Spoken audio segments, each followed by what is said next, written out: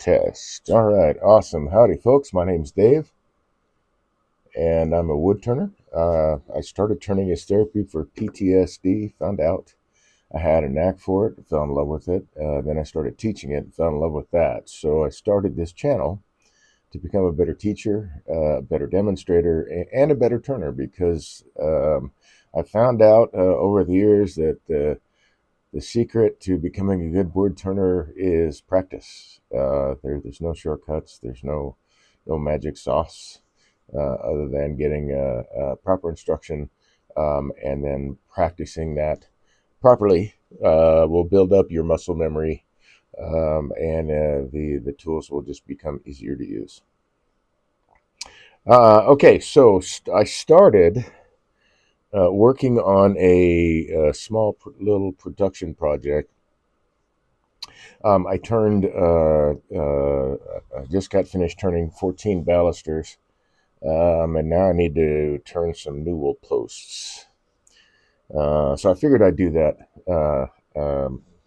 Why not tonight? So let's change. Let's put there we go.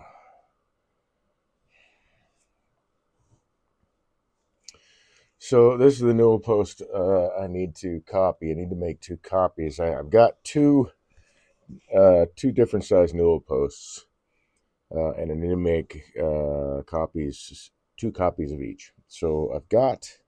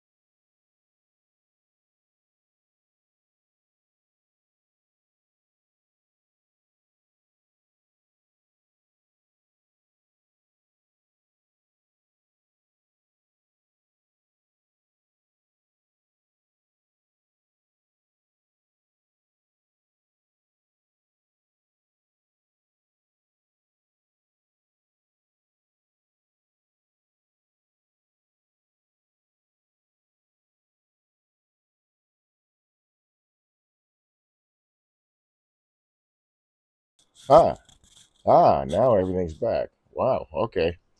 So anyway, I wound up. Oh, that's the reason. I wound up unplugging some wires there accidentally when that piece fell.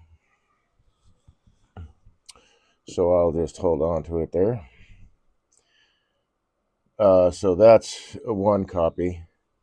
I've got to do one more of these, and then two of the smaller versions. So I want to set this aside.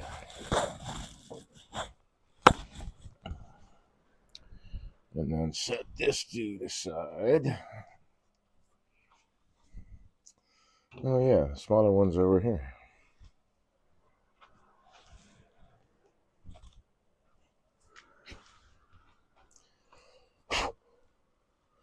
Incidentally, for anyone that's interested, um, I did actually use my rubber stick for cleaning abrasives on a diamond card just to see. I figured it would work fine, but it actually works great. So if you have one of these, I've had, like I said, these last a long time, at least for me anyway. I don't have like a belt sander or anything like that I would use it constantly. It's just when I put a disc sander onto my lathe that I use that really to clean. Although I do occasionally use it to clean when I'm working on a flat piece of sandpaper. I can clean that off and get a little bit better life out of it. So you don't have to use the rubber stick under power, I guess is the point of that.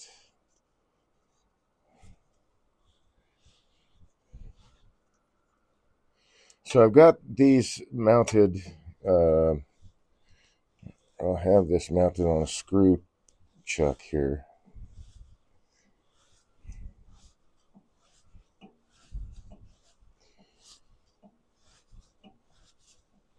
And I'll run this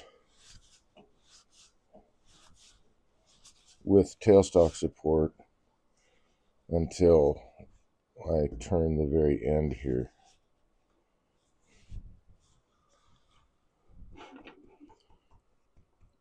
One, because of the mass of the piece, and two, I'm always looking to mitigate any kind of vibration, any issue with that. All right, so I need a little bit more light overhead. That's a little close.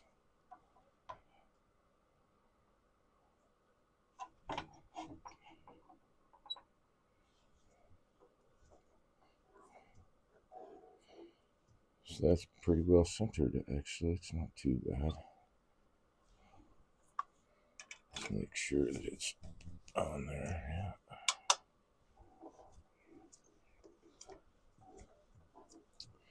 All right. Let's see. Glasses are on top of my head. I actually should clean the dust off, I suppose.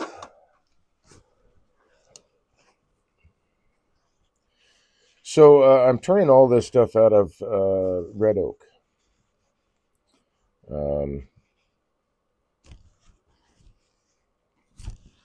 And I got to say that red oak,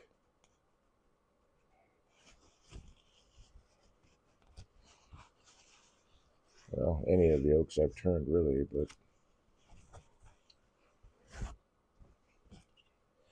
turning them green is much more enjoyable than turning them seasoned.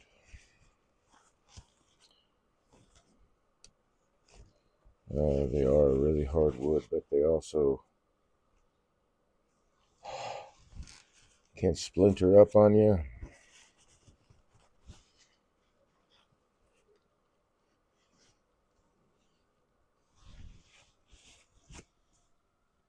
But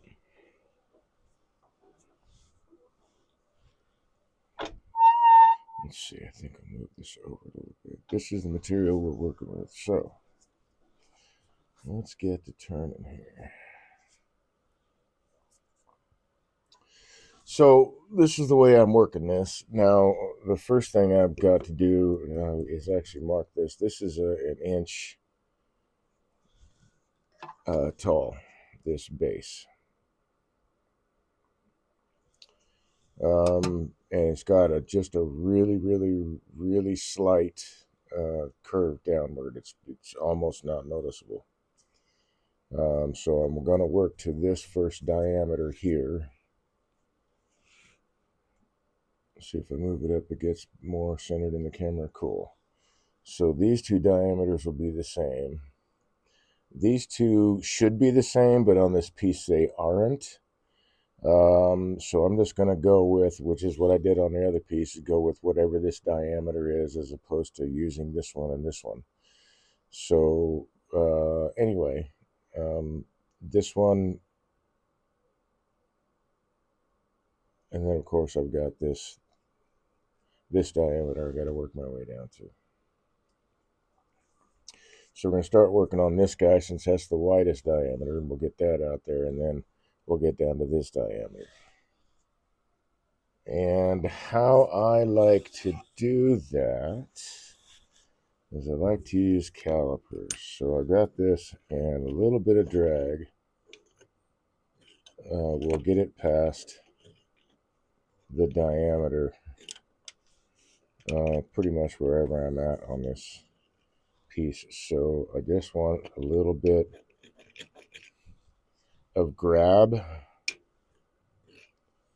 not a ton, because the more grab it has, of course, the smaller the diameter is going to be when we get to that point. So first things first, let's mark this base.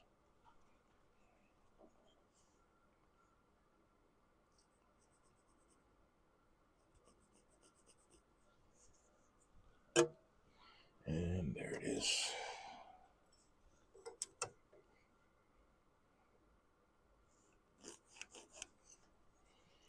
So I just want to mark this line so that I can see it when the piece is turning.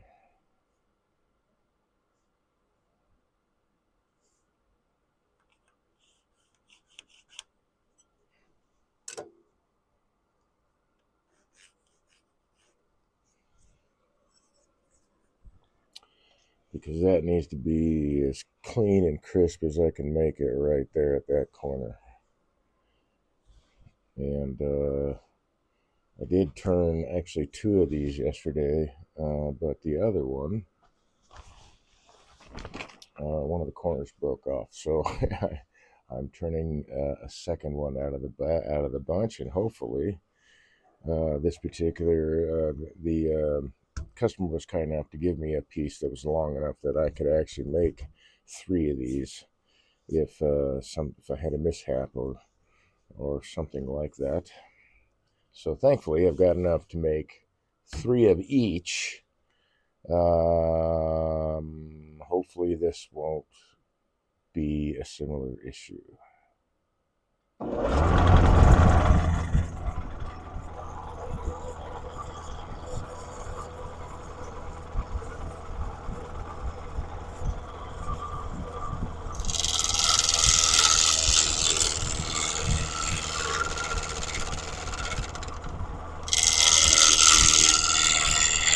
So,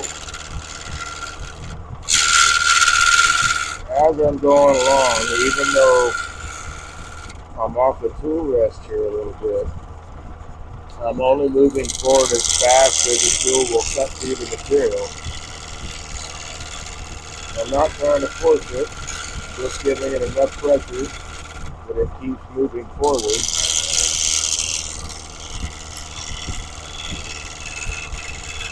So I have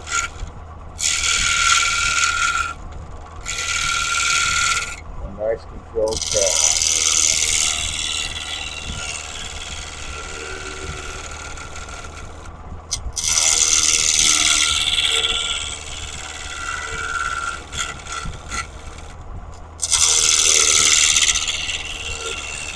I've got to kind of monitor these quick talk handles every now and then.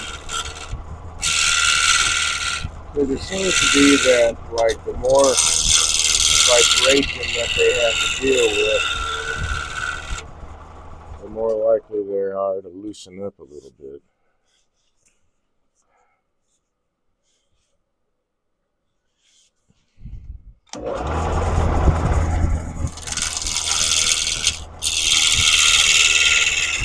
But honestly, it's not terribly surprising.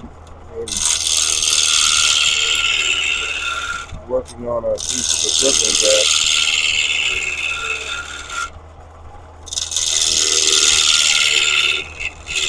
is heavy, and oftentimes you're working with square stock, I guess, on a lathe. Maybe not, I don't know, but you know, just the vibration of the lathe itself, if things aren't balanced, my lathe is level both ways, and not attached to the floor. I just have I built a shelf underneath my lathe, and I've got long story how I got it, but I've got a bucket full of tire weights, lead tire weights. So somewhere in the neighborhood of 110 pounds, something like that, of old tire weights. And it's a covered bucket, but anyway, I've got that weight right underneath my headstock, and then I have a tool chest down here too. And that doesn't have a lot of weight in it, but you know, it probably weighs 30 or 40 pounds. But anyway, I've got most of the weight that I have on the shelf is right underneath the headstock, where most of the vibration is going to be transferred to, because all the power is right here, and the motor's hanging off the back, and so on and so forth. So everything I can do, as I say, to mitigate vibration I want to do. Doesn't just mean when I'm turning or applying tool to material. It's the whole thinking about the whole thing. Is the piece off balance? Is it season versus green?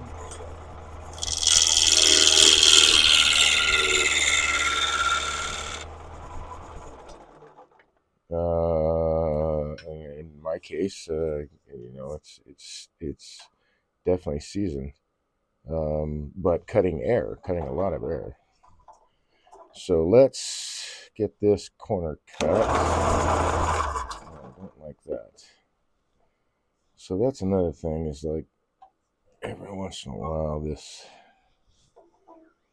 tool rest wants to kind of float just a bit, and I can't. It's like I gotta like sometimes the tool rest itself kind of moves a little bit. Sometimes it's the banjo itself. Especially when I'm cutting a lot of air, it's that vibration gets. Because I'm only moving as fast as the tool can cut, then almost all of the force of that tool is going right into the tool rest, which is where I want it to go. I don't want it to go into my body. I don't want to be vibrated and beat up by the end of the broadcast, even by the end of the day. So I want as much of all that force to be going down into the tool rest where it belongs, going right down into that. And then, of course, the mass of the lathe plus whatever weights and stuff, you get the idea. So cutting a lot of air, and it does, as I'm cutting, it adds vibration to the whole deal, which is why I brought up the tail stuff.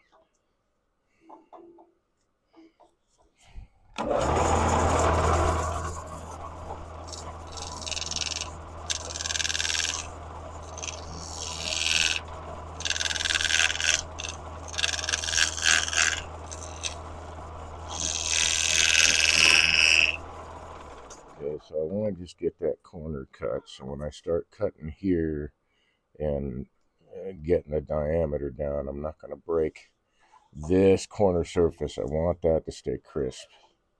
As crisp as I can keep it.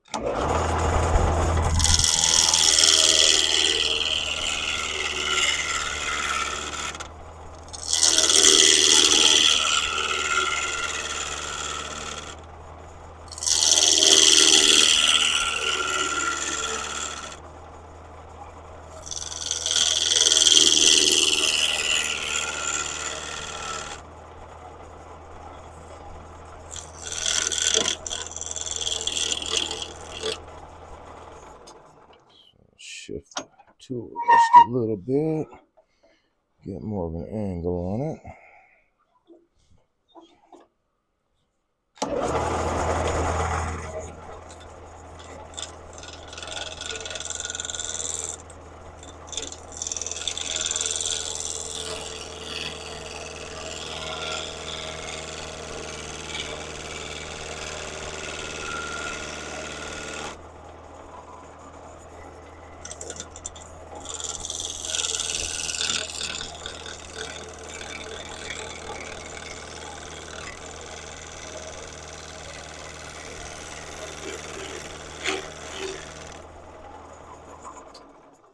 There we go. Now I can work my way down to the diameter, and just need to mine those corners.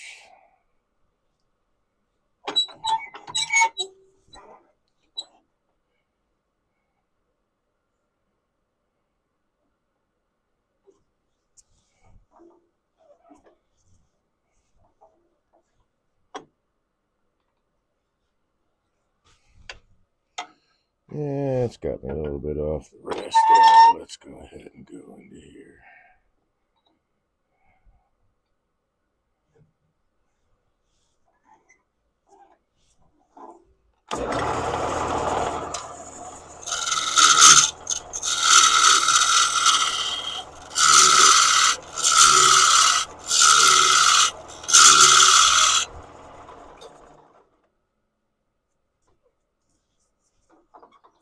Almost almost there.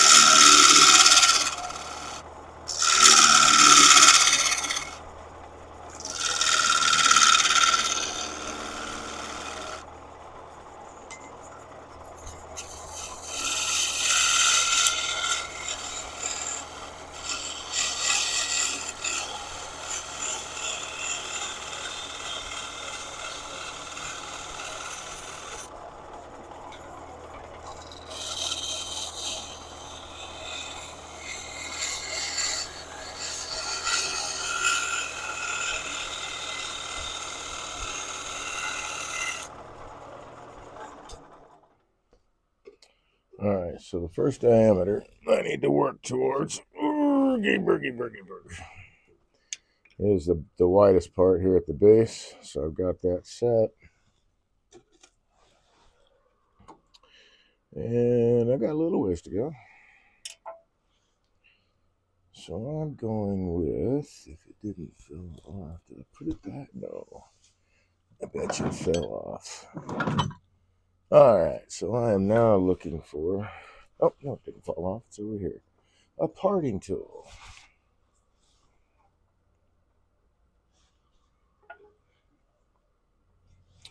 So now, this particular feature. G4BBERWOCKY said oak.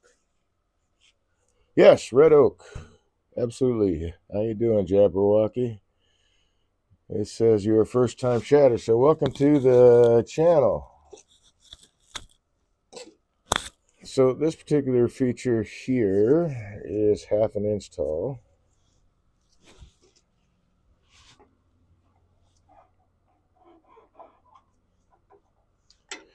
I can come off the tool rest a bit.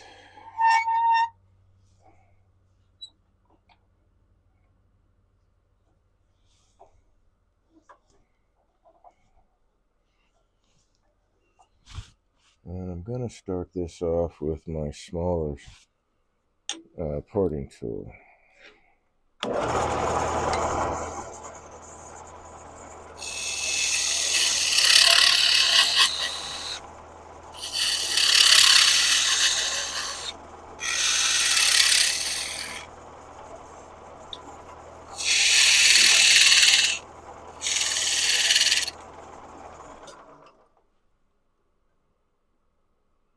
Getting there. I've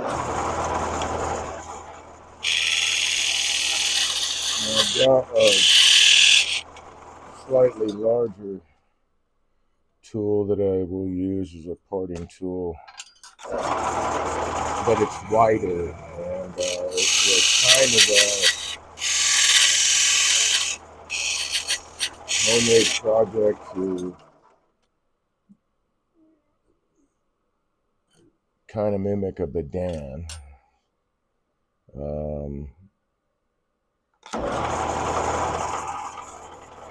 After I met Laurent McClough, and he was assisting for Jack Fishery, and I was taking Jack Fishery's class. We got to talking about rescues and van and all that. So I was kind of fascinated, still am a little bit. And I'd like to own one of these days and really get some good practice with it.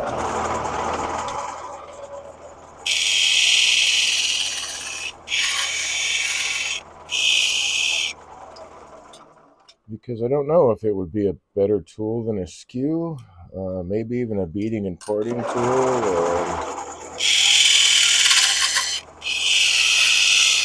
There's a couple of printers that use those in place of there we go, in place of a skew, which I think is pretty cool. All right, so I've got my wider parting tool, and the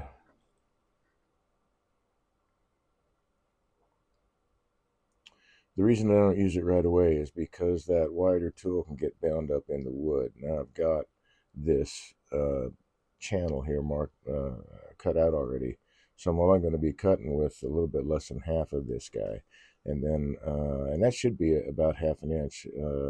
If it's not, I can always chip away at the other side there.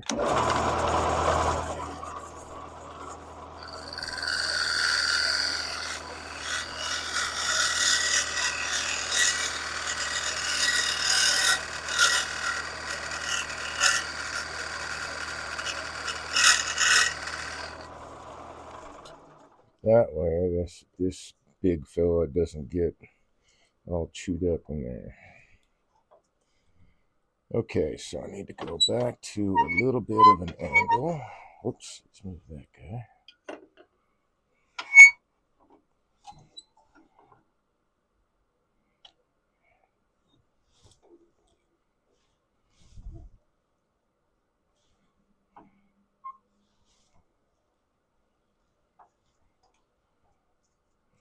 And actually, I could just take that all the way down, and then this won't even be in the way. Or I can get rid of it now, or at least that part of it, because this is the widest diameter that the whole thing is going to be, is right at the base, and then it gets progressively smaller there.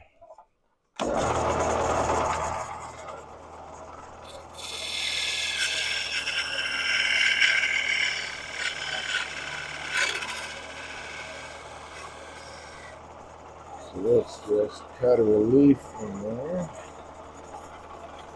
Oh, and I need the same tool.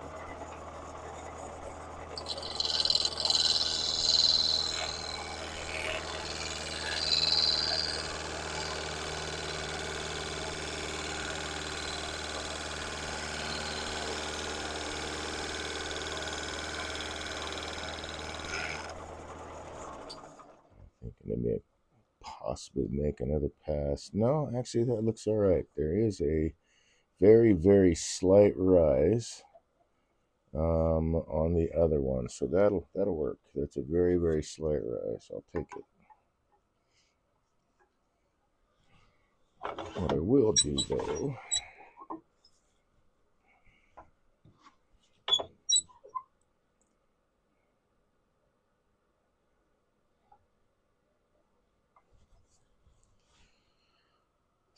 let's see, let's go with the skew on this guy, and I'll use the skew as a negative rake scraper just to clean that up a little bit.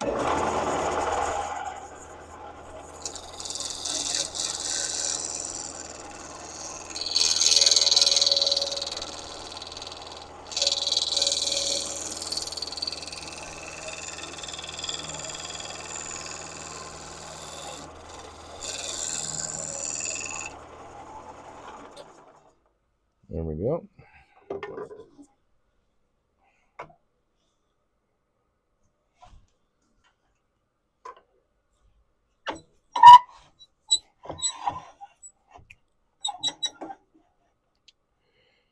All right, now I can work in here. Let's see, that should be. Yeah, I'm just a hair shy of. I mean, literally just like a single hair shy. It's just on this side of the line, so that's half an inch. That'll work. I need the bowl gouge. That's way too high for that guy now. So I'm going to take that diameter down all the way.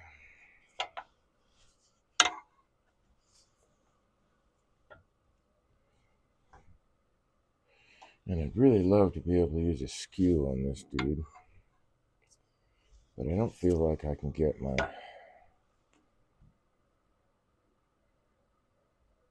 tool rest high enough. I don't know if that matters. Let's see. I mean, it'll be down low. Gotta mind that, dude.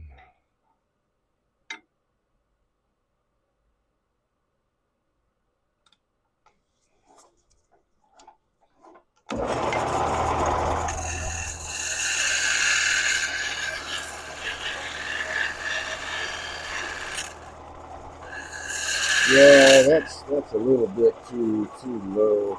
I'll bring up my tool up. You know what? I can bring up the tool rest a little bit. Let's see if that makes how much different that makes. Because I'd really.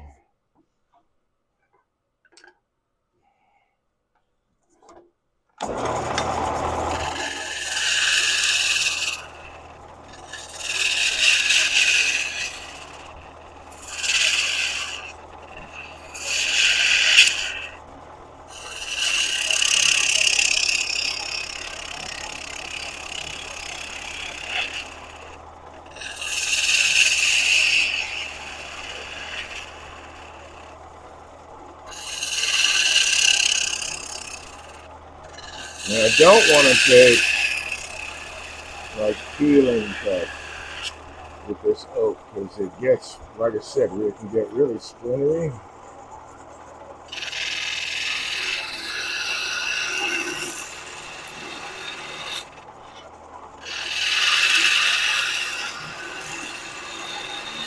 But hogging it off with the point of the skewer is fairly straightforward.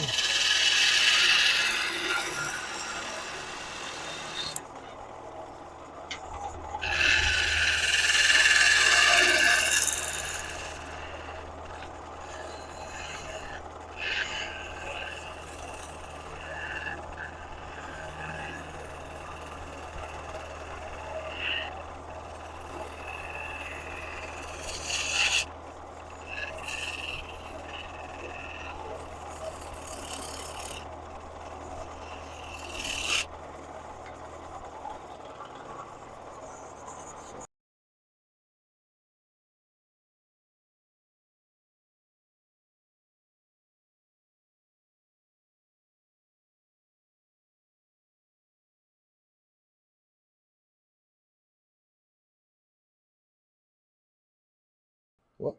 Wow. I think we just had a blink of power. That was wild.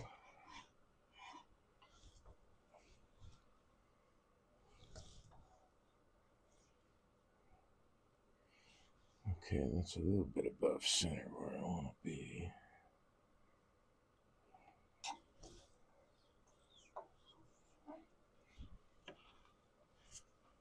Oh, that's bull gosh.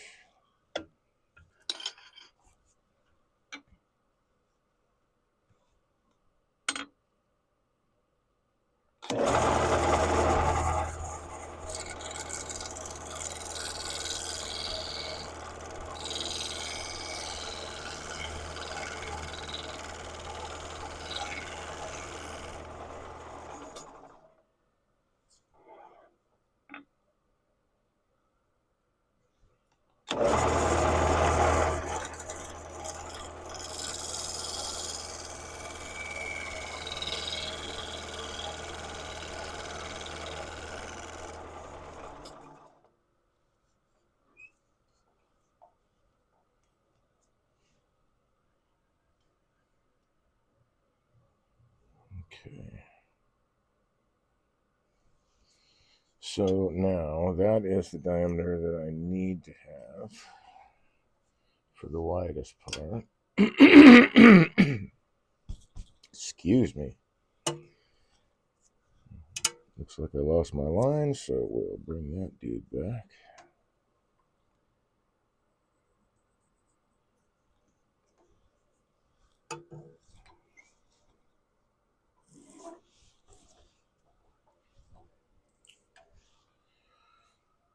Now for the next widest part, which would be this guy.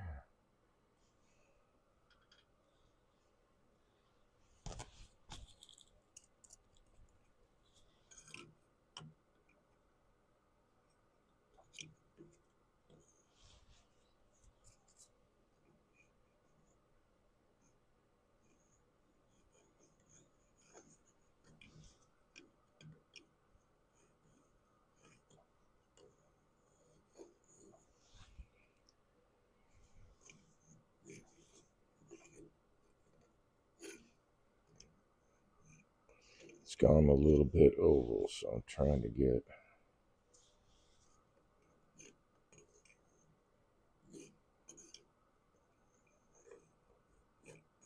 a good all around kind of feel for the diameter here. I think that'll be all right. And that should be the same as this right here, which it is.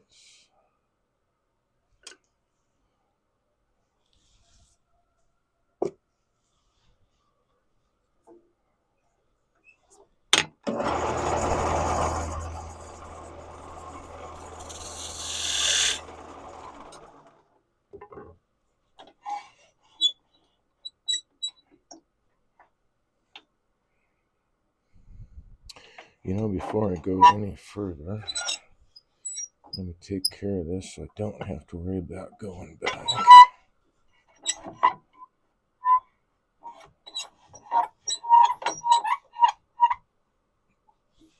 Come on, Dave.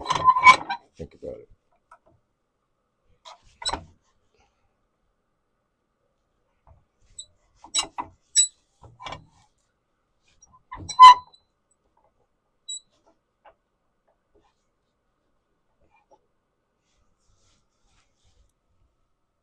All right, now that should be a little bit downhill to center.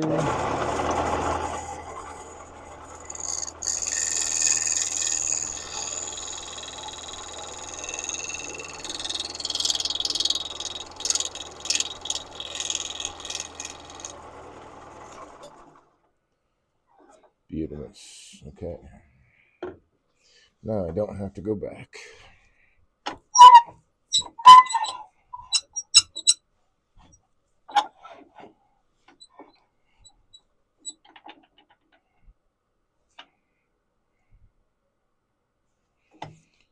Alright, let's see. I'm going to want this guy.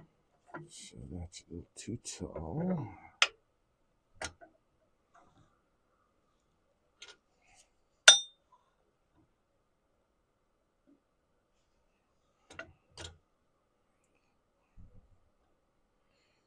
I like using the bow gouge for stuff like this because I can just, really hog stuff off, which is groovy. So I'm going to double check my diameter one more time.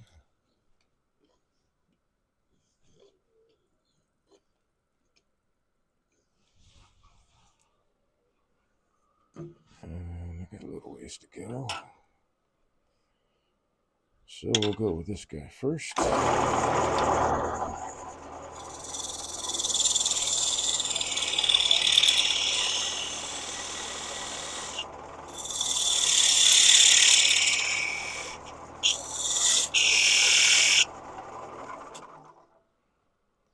Should be more than that.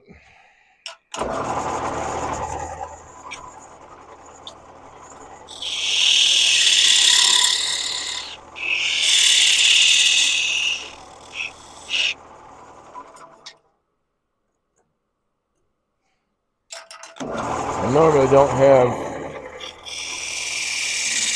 a problem using the calipers on smaller diameter stuff, just running it over the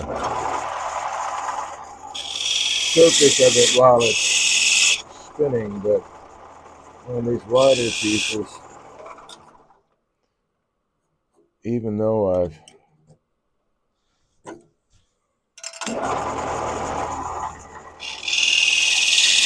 kind of rounded off the point, on these feet here. Even on red oak, man, it can still grab. All right, so that's the right diameter there. So we'll open that up a little bit.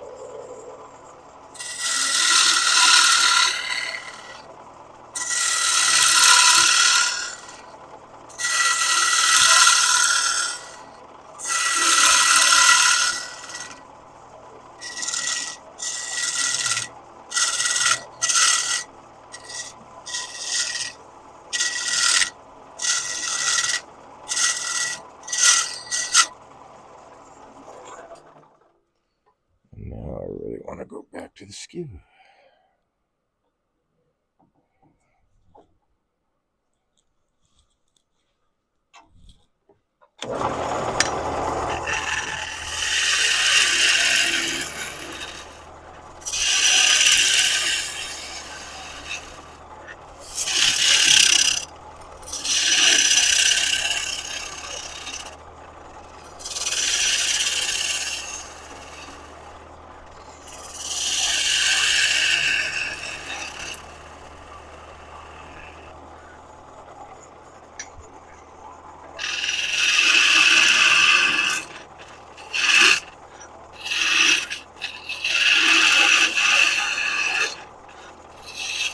So what I've studied anyway, and what I've seen is like the imparting tool and the pedan, they kind of operate in a similar fashion. They're really cutting with the point of the tool, and doing the same thing with a skew can help out in a lot of situations.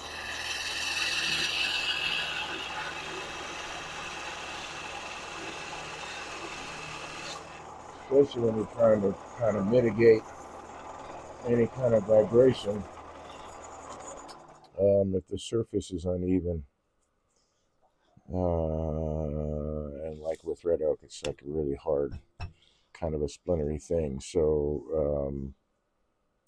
a really rough surface, I want to use the point of that because it just cuts straight through. Whereas with the double supported cut,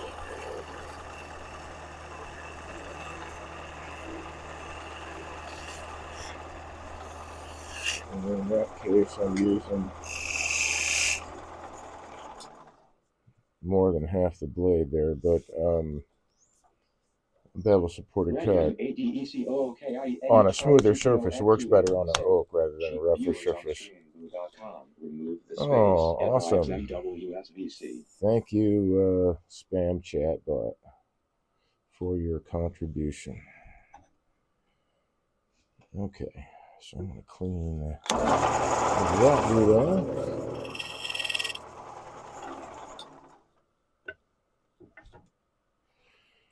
All right, now I've got this diameter and this guy. This feature here is an inch tall. Well, here, actually, let's go back to where I started once. I usually make storyboards for when I'm doing production pieces of depends on, chair parts, in this case, balusters and newel posts, furniture parts, whatever. I'll make what I call a storyboard, and usually I'll mark it out and then I'll put nails in the end. But these are fairly short, and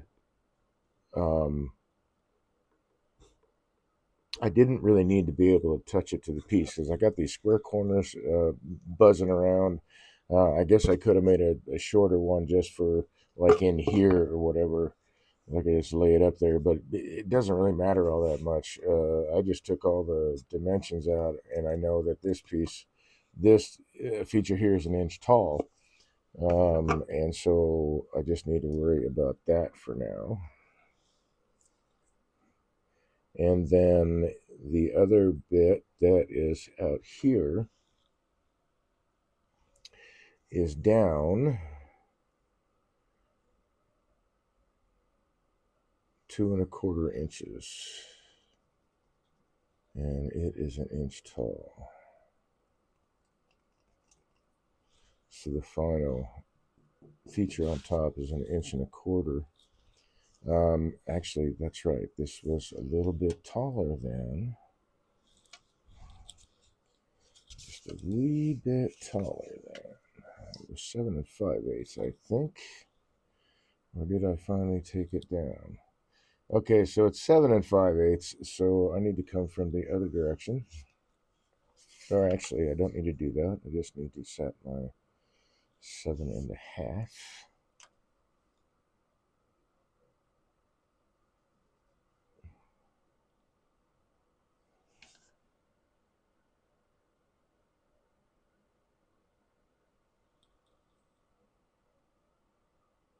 Just right there.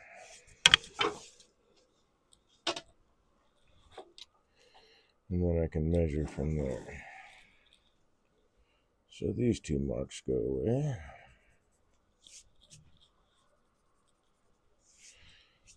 And I originally wanted like 1/4 inch, but I had to worry about chainsaw marks on this piece that were kind of chewed up over here, because I don't have a saw that's big enough to handle an 8-inch piece of red oak. That's just not the kind of equipment I've got. So anyway, I had to turn that away. So that should be 1 inch right there. So that means right here, this should be 1¼ inch to that line, and it is. That's a good thing.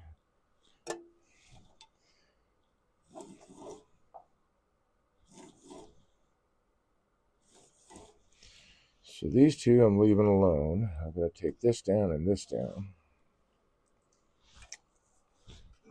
And before I do that,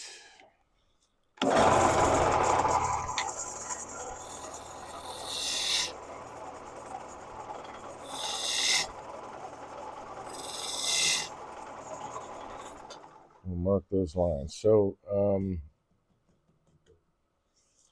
now we know where we at. Here we are.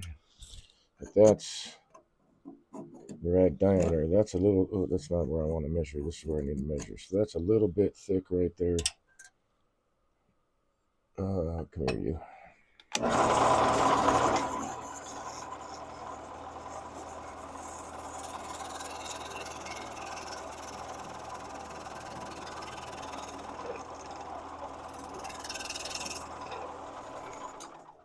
I think that took care of that. Yep. Okay. I guess I really needed to hold it that way.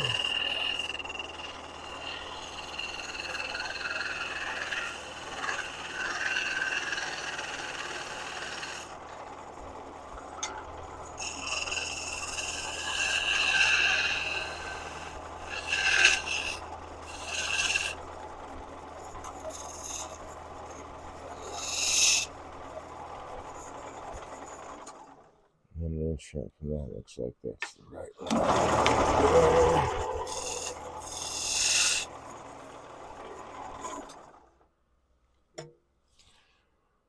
Oh, no, it's not.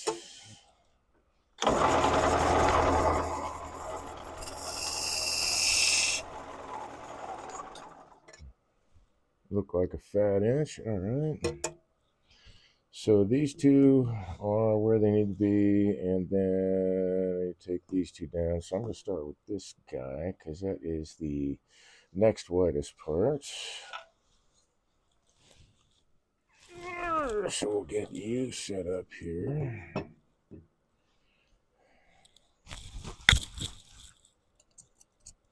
Now I thought that this feature and this feature probably should, or I don't know if they should be the same. I mean, clearly there's a change, but in diameter. I just don't know. But this is definitely wider than that feature there.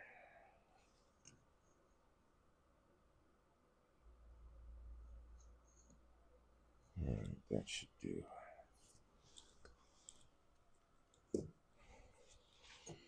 So I don't have to take off too much. Where's my dude? I'm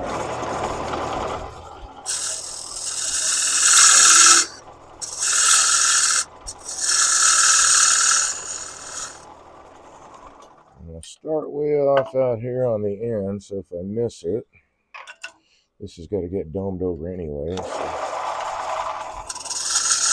So I'm only cutting in the waste wood right now. Actually, I guess I'm always only ever cutting in the waste wood. That's a silly thing to say.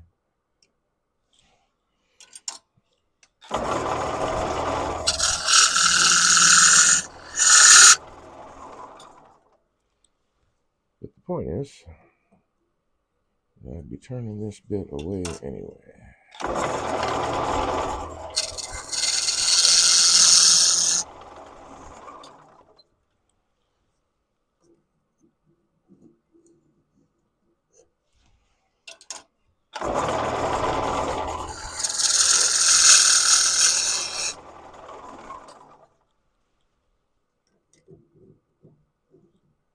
Goodness gracious, man. I guess I keep thinking it's not as deep as I think it is, but it is. Alright, so that actually is pretty nice compared to this guy. And that's a little tight. That could be, that'll be fine. Alright, so I need that 1.25 inches, and well.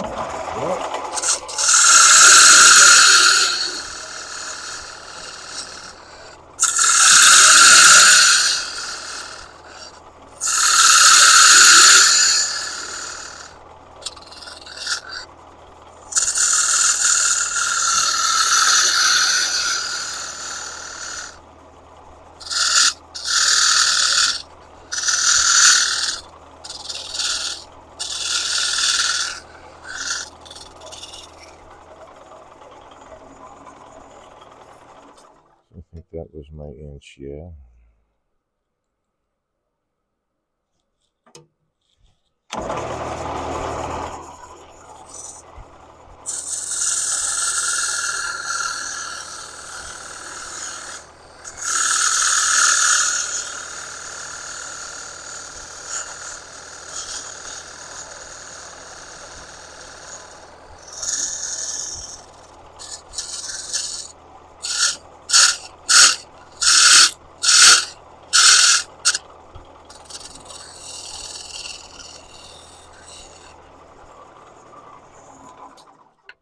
And then,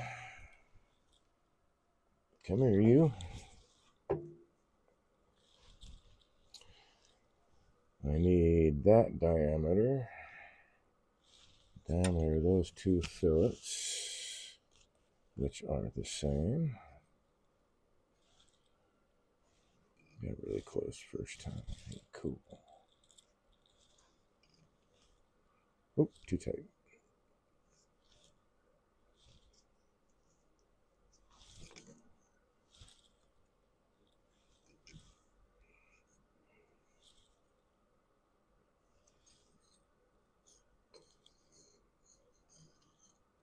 Yeah, this is definitely going oval.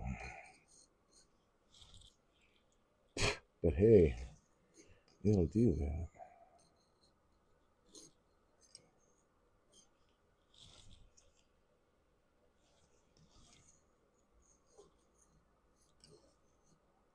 Okay. So that's the next diameter. And that opening there, so I have a 1/2 inch, 5/8 and 5/8.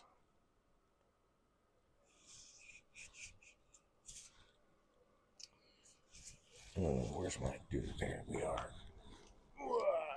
Okay.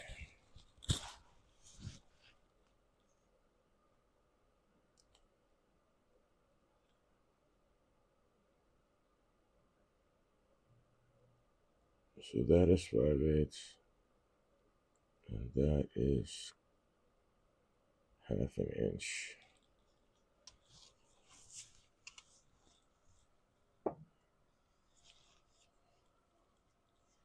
which I have there. Nice. I guess I could just look at my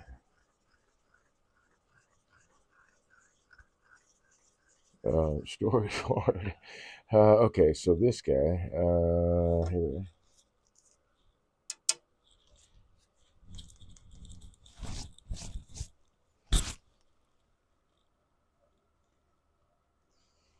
And he should be, what, an inch and a half? Yeah.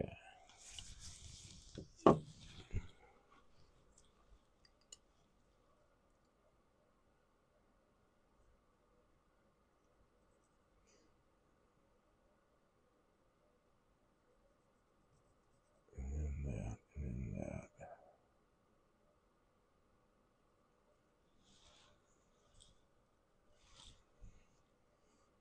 I can squeak that down a little bit.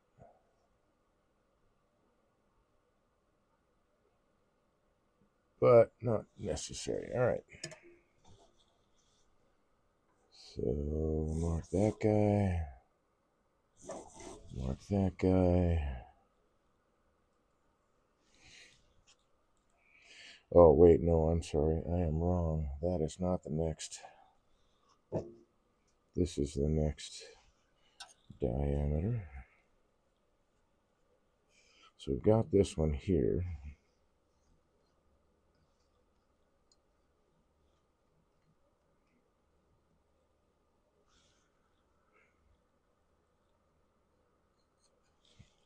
Seems a little loose. Let me put this on its side. If it will stay there.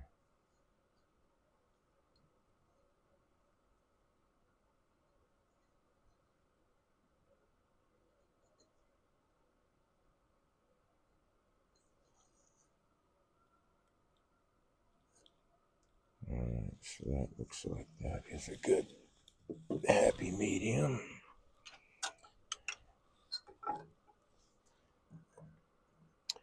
So, got a little bit.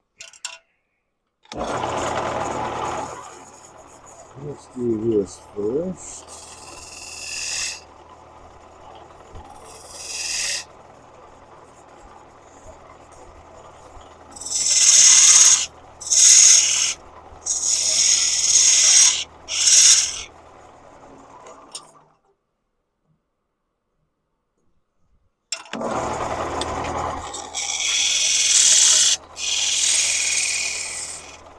Anyway, could just be me. I just think calipers tend to get a little bit more grabby on larger diameter pieces.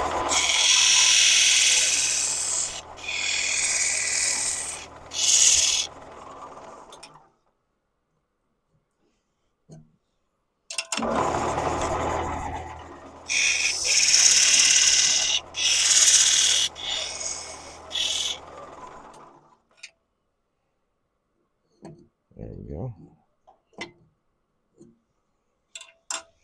Right back out of that groove.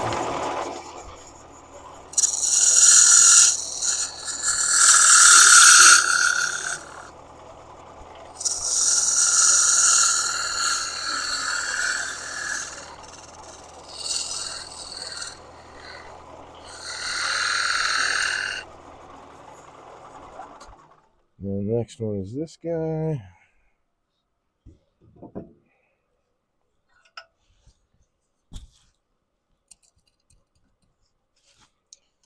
See how close. Oh, went way too far.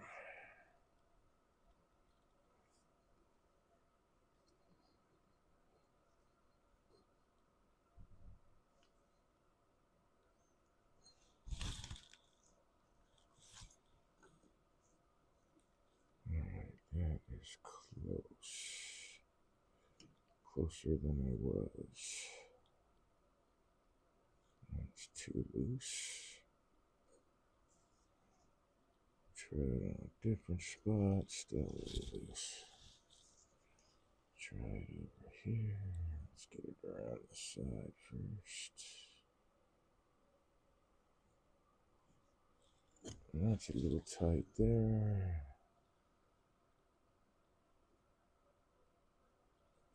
Alright, so there's a little tight there. Alright, back it off a little bit. Get that one, which means this one's going to be a little tighter, but that'll be alright. Okay. And just a little bit down from there, but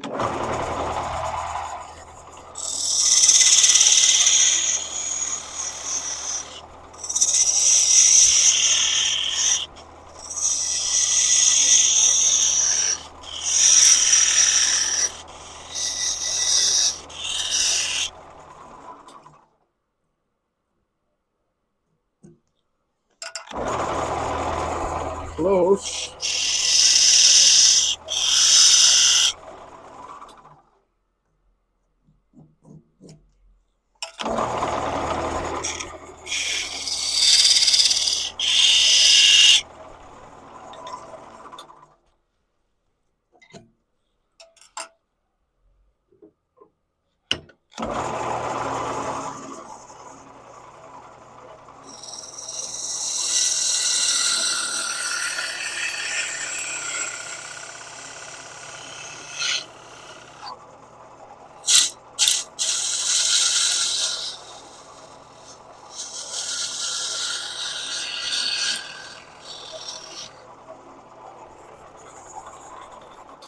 Okay. Now I need to work to, where'd you go? There you are. This diameter.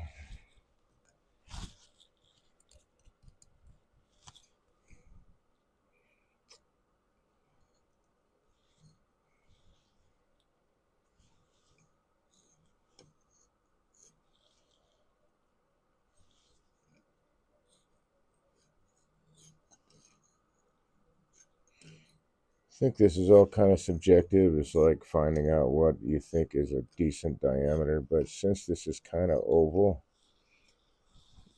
just kind of going by like a happy medium feel between the two. Come here.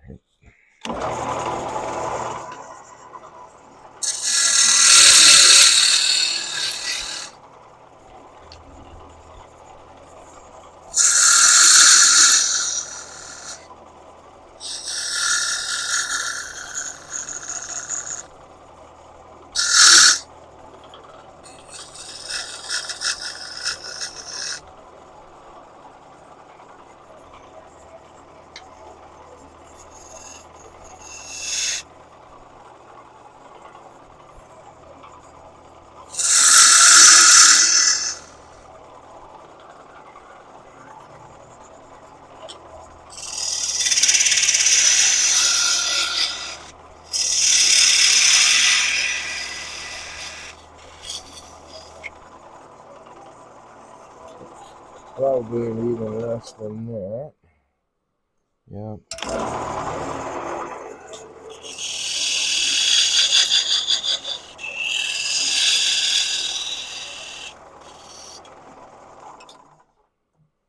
Be nice to have, like, I can see having a bunch of those calipers set up with all the different diameters.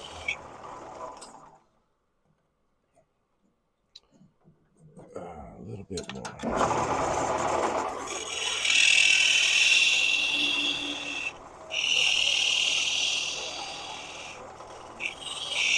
Would be a nice thing to have.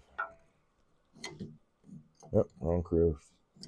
Still just a little bit.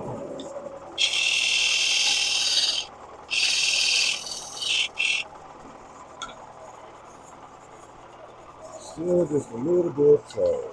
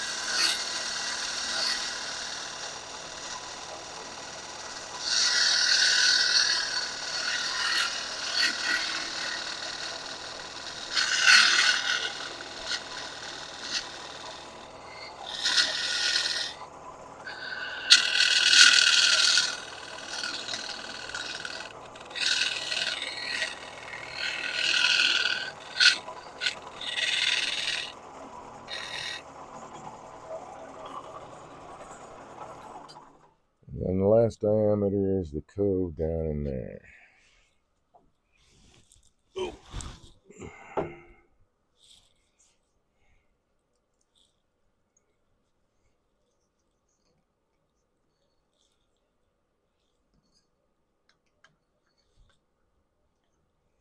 Fun with calipers.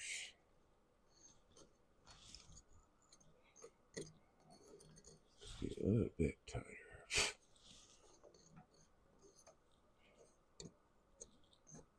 Really tight there. Not so tight there. I'll take that. And that would be the very center.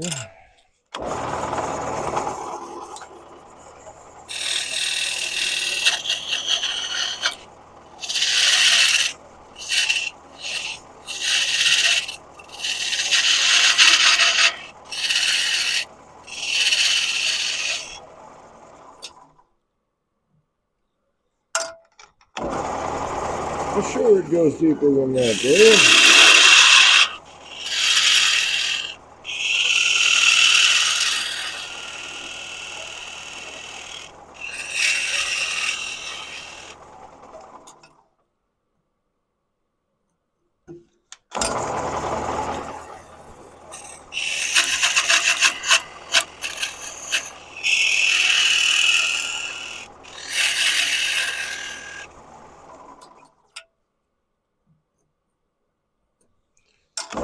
Almost there.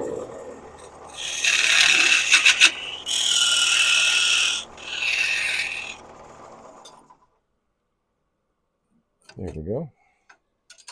And now the rest pretty much is just to turn the elements.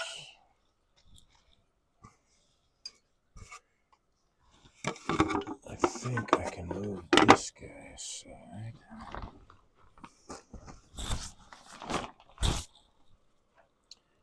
Oh my goodness. 1.org cut.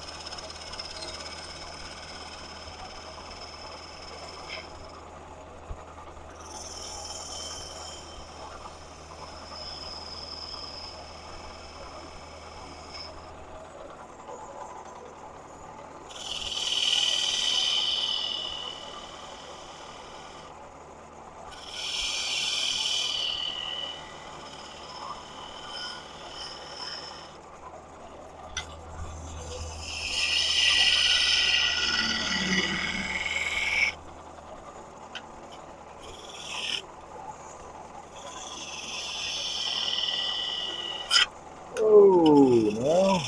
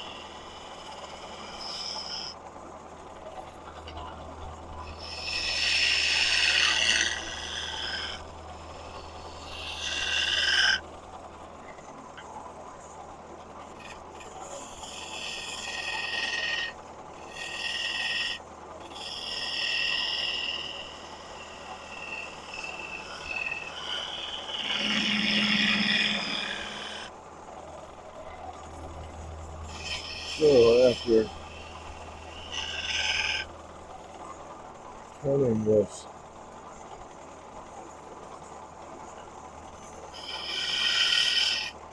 oak, I can tell you that my spindle drive definitely needs to be sharpened. There we go.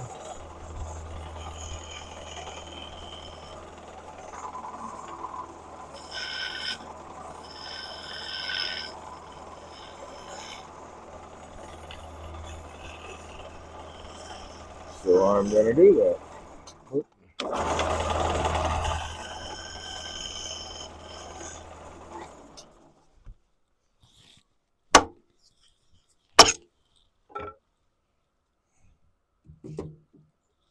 And we'll leave you with this.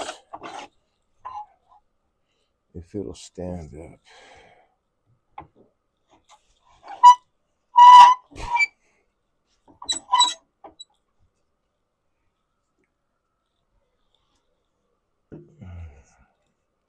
Well, it won't stand up.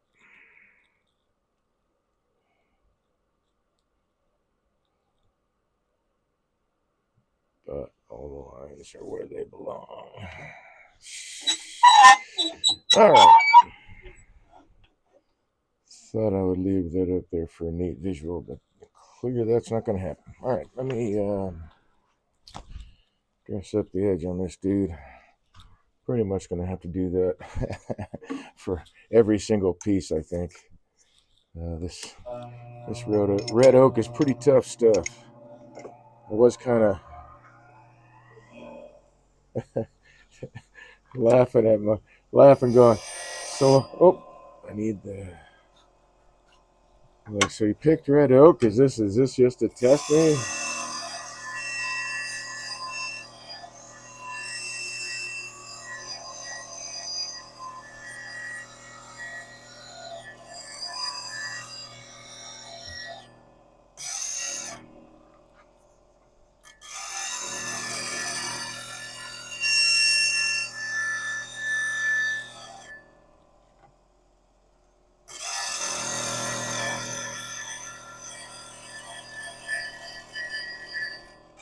Because it is some tough stuff.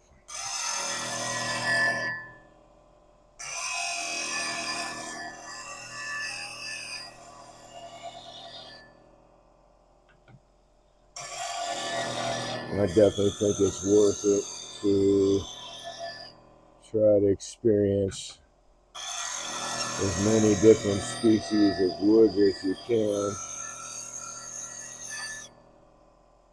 Because they all turn a little bit different.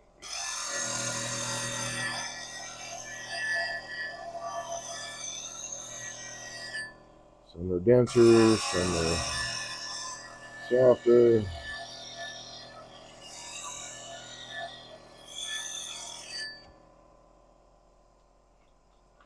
Man, that wore that edge down. But that red oak will definitely take an edge off.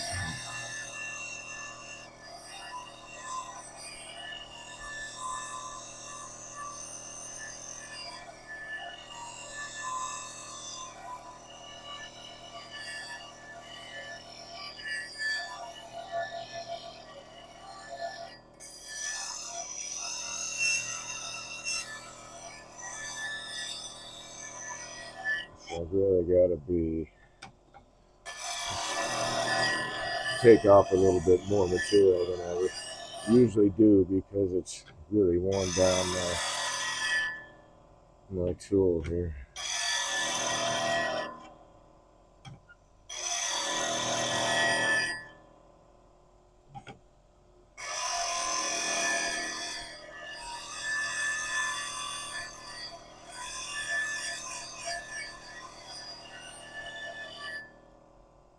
Okay, just about there.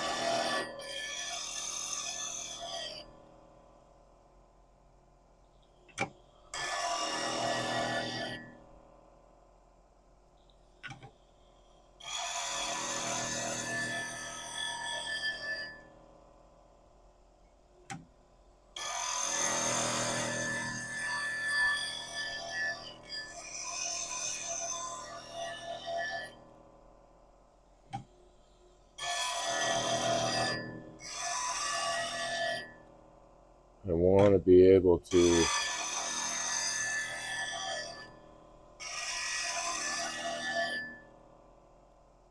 there we go, make the same cuts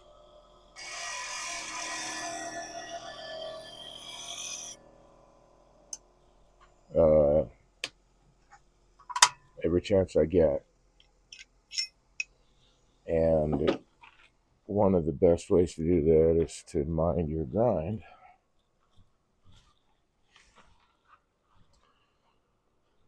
For instance, this guy. Well, it's like all of my gouges. The point is as wide as the bottom of the flute. It's not a sharp point. It's as wide as the flute is. I use this is just a straight 50-degree grind on this spindle gouge, but on all of them, even my bowl gouges, all of my gouges will have that point that is wide as the flute is. You don't want it too sharp; it gets more aggressive that way, and can lead to a lot of catches. Really. All right. So my fillet's already there. I don't have to create it, but I certainly don't have to fuck it up either. What the hell?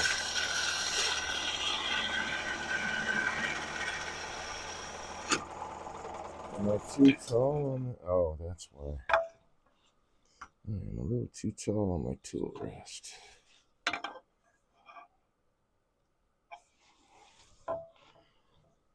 That's a bummer, Batman. Let's fix that.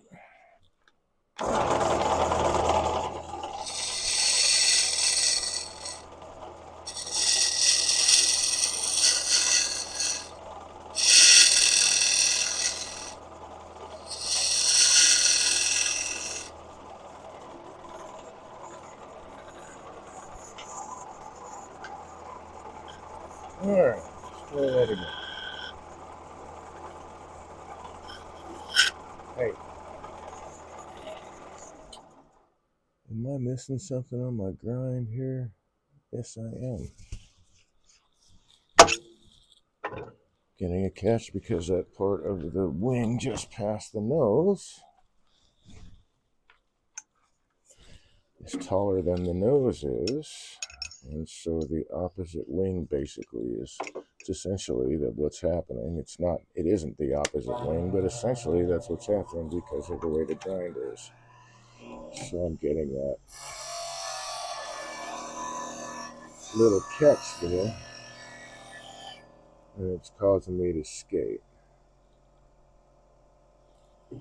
I really thought I got that bad down.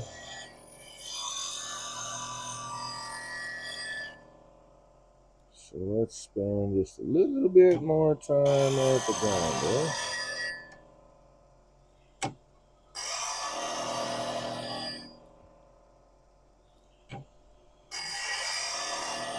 Actually, I suppose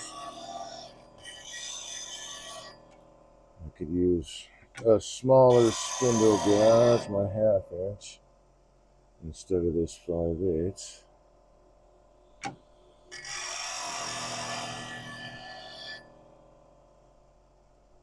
There we go.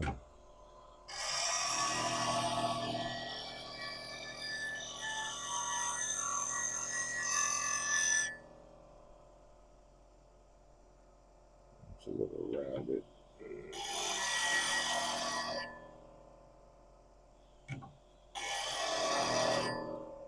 So I'm pretty picky on my on making sure my grind is as clean as it can be. And I just missed that. But I think perhaps in this smaller space, maybe a smaller gouge would do the job as well. But we'll go with this.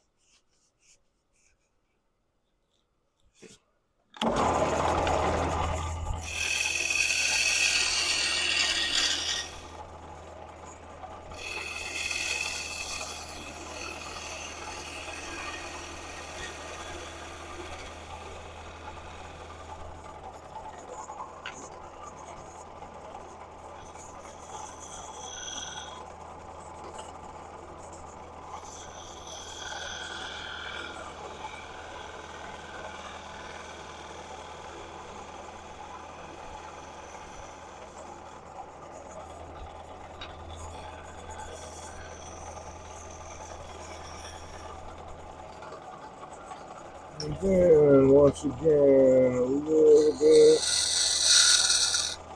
clean up there.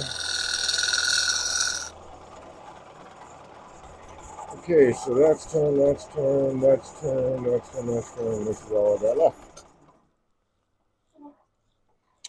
And all that looks pretty clean. So sanding will go pretty quick too.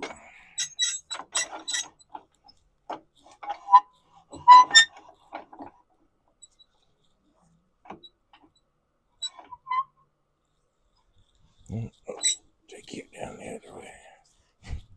Alright, so workhorse first.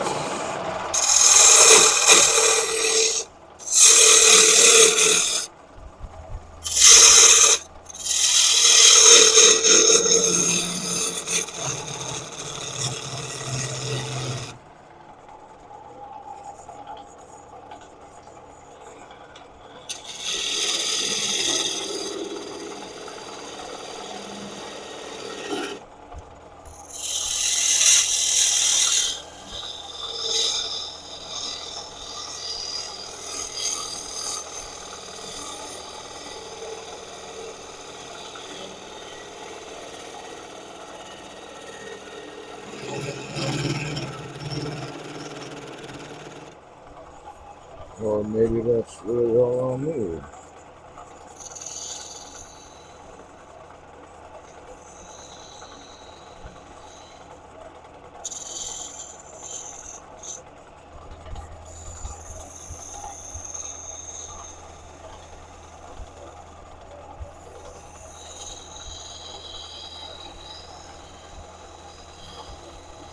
I was going to turn this shade with a spindle drive.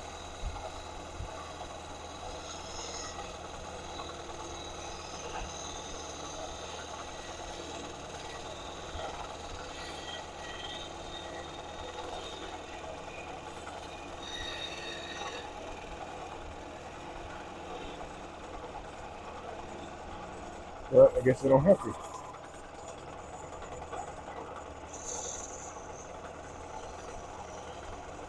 Cool, man. So there it is. Alright. I can sand this guy up and move on to the next two. That is awesome. Where'd I put it? There it is.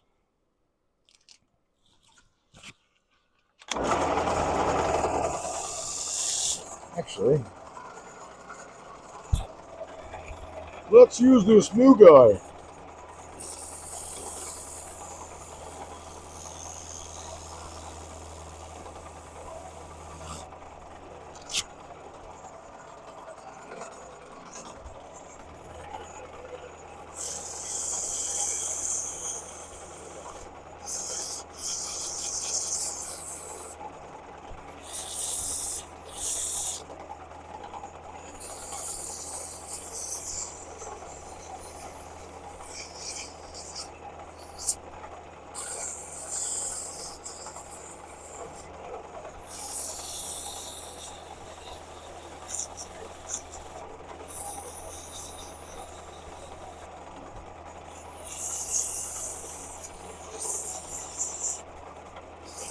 I don't want to jinx it and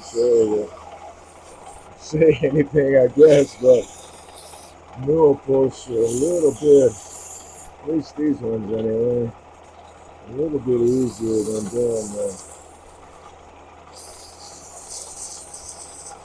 the balusters. But on the other hand, we're talking 30 some inches long with vibration, and I've got to have a steady rest in the middle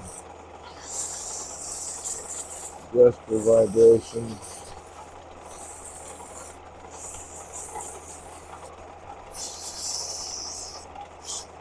Nice to have those things for sure, man. So jobs like this can be a whole lot easier, and I'm sure there's all kinds of really groovy equipment out there for production turners. As I said before, I'm not a full-time production turner. Although, I mean, depending on what it might be, I suppose, or maybe it doesn't matter. Maybe it's just because it's wood turning that, it is what it is. I don't know. I consider it. I do like having a variety of things to turn,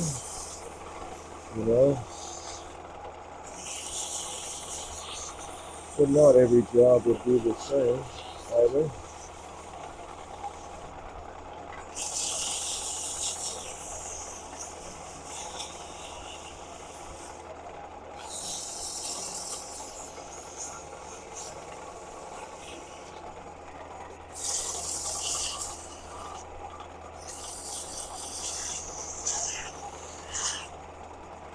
So I think I figured out, yeah. I got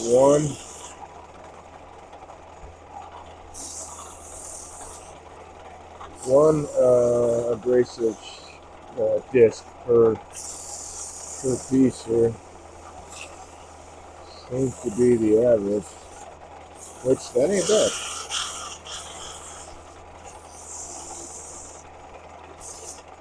There we go. Well, I guess I could touch that up a little bit more. There.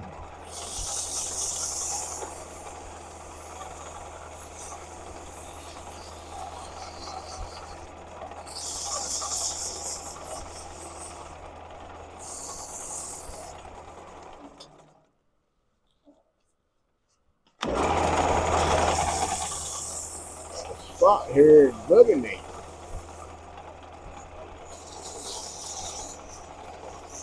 Get it worked out.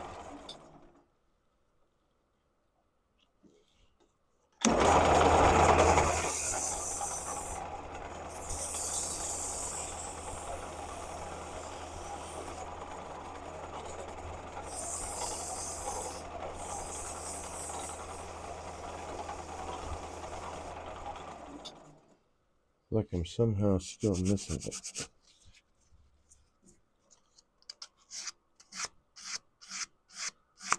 Oh, it's just the grain. Of course, I've come along and just boogered up the grain, so now I gotta fix that.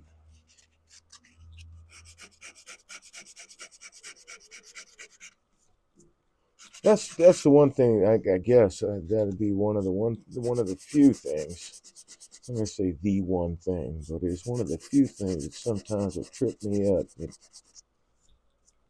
Knowing whether I'm sanding grain, like a grain pattern, or something that's in the grain, or an actual rough surface on the wood. Sometimes it's hard to tell.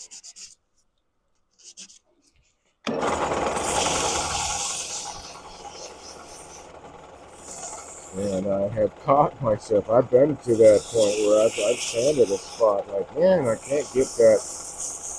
It looks like a gouge or, some kind of mark in the wood. And then I try sanding it and try sanding it a couple times. And then if it doesn't really get, 2 or 3 times and it's not doing anything, then I'll take a closer look. And most of the time it's because it is it's figure in the wood. So I don't know if that trips anybody else up, but it does get me. Sometimes. Sometimes. So I want to clean this little flat surface up a little bit better.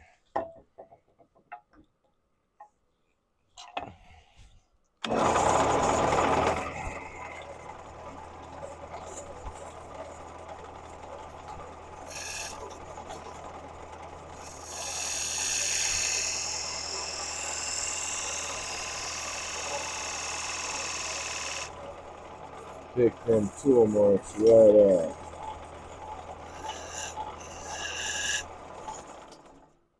Yeah, there we go. And then I think I tossed that away, but there's another piece just happily waiting right there. Let me do that. And that. Okay. So now I can turn this part away since I'm in a screw chuck here. And it seems I got one too many tools hanging out right here. Okay.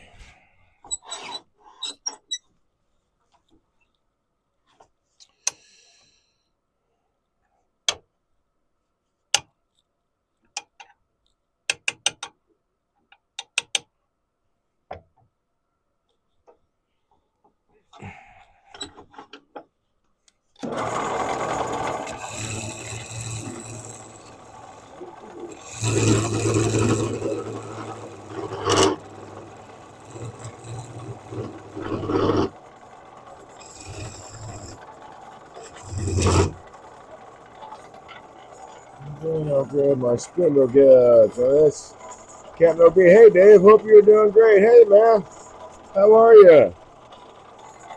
How you doing on those bowls, man?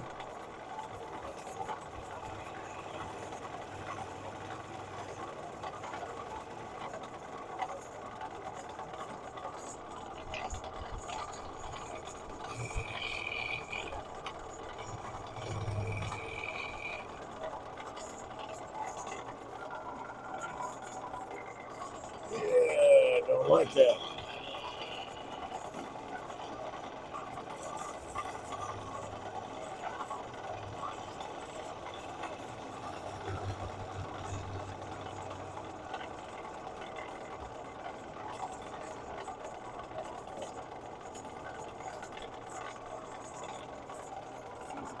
That down there.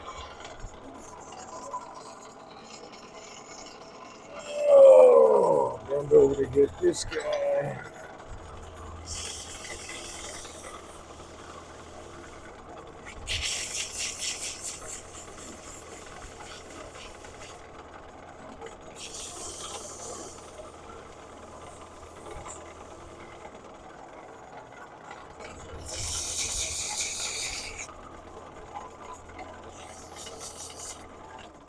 Okay, now it's Captain done. One said, progress on the bowls. Heading to Ohio Valley Symposium tomorrow. Oh, cool. Hope you enjoy yourself, man.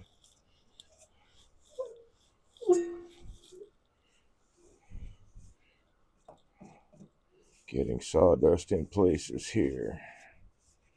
All right. So there's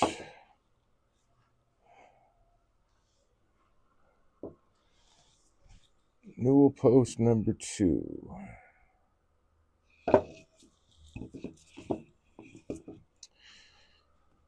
Oh, look at him, man, John. And yep, Shul said, very break a cool. leg, OB.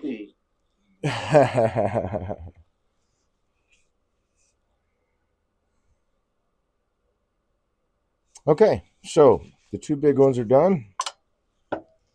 Captain One said, I'm gonna go have some fun. Have 2 demos.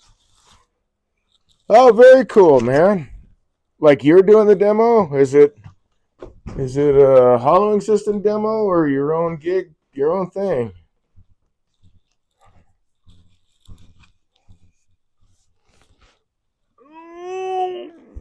Okay.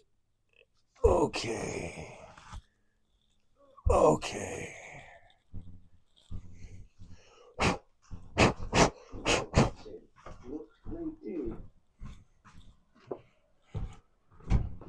So the demos, are they your own thing, or like what are you demoing? Pardon me while I get the sawdust out of my shoes. Captain One said, regional demonstrator, Yay Goblin, and hollow corn. Nice. Captain One said, But yes, my own thing. Very, very cool. So you're doing goblets now?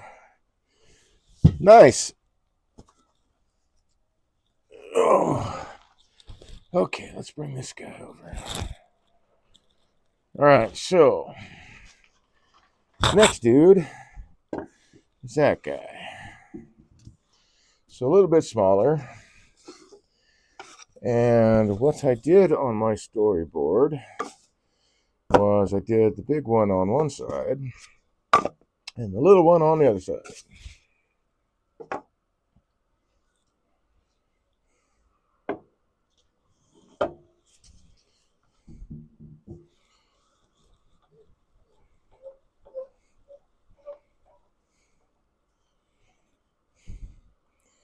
All right.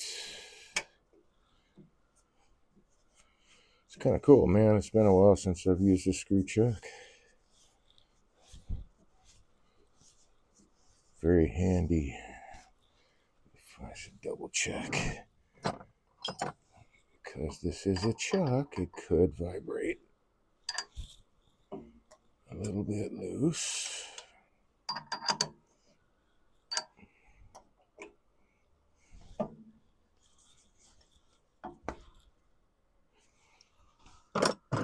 Okay. That's that guy. So this one's a little bit different. It's got more of a slope going up to this widest diameter feature. And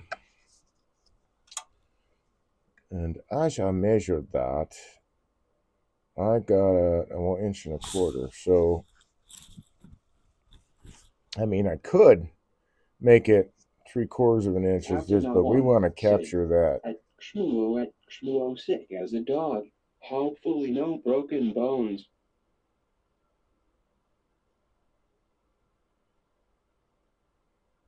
Wait, you're sick, man? Or cat? Oh, Captain OB, you're sick. It's funny the speech chat is calling you Captob, Captob 1. What do you think, Mike? You're sick again, Captain man? Alon said, yay, or something. Okay. Bummer, man. All right, so that's 1.25 inches. That feature right there. We want to keep those square corners. And I also need to bring up my rest here. Oops.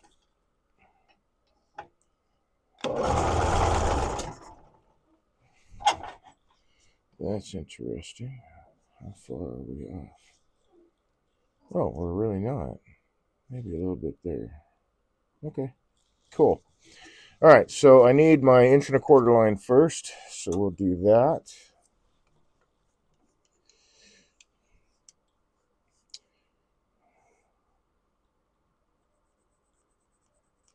So now,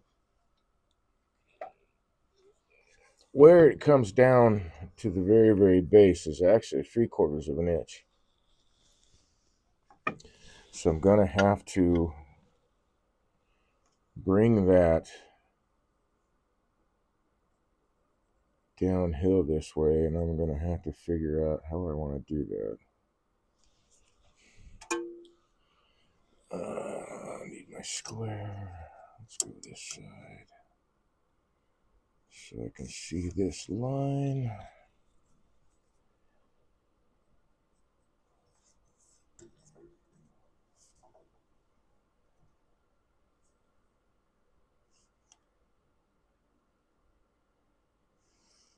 It's really cool, man. It's about time you get to do your thing. Regional demonstrator. Cool. Values said, howdy all. Hey, Avidus, how you doing? Values said, bit late. Are you? Sure you're not right on time? So this guy is only 7.25 inches tall, so I've got quite a bit to take off here when I get to that point, but we're going to get it down to this diameter first. So let's set this guy up and get a read on this diameter. This piece is kind of split, so Add the values. How do you add the values? see this guy, it's got a split, so it's going to be wider there, and it's also probably gone a little bit oval. So I've got to figure out, pretty much it's going to be by feel what the diameter should be.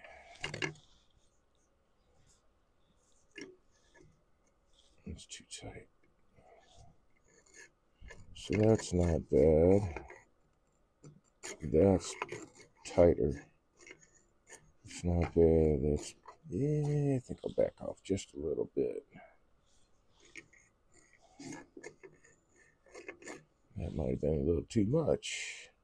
All right, so we're going to call that the diameter. Say, CAPTOB1.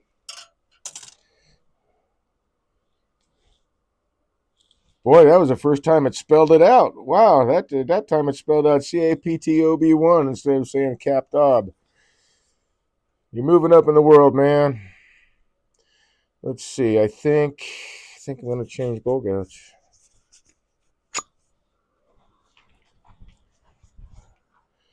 I mean, I am just using it pretty much to. You know what? I'll do that after I rough this out.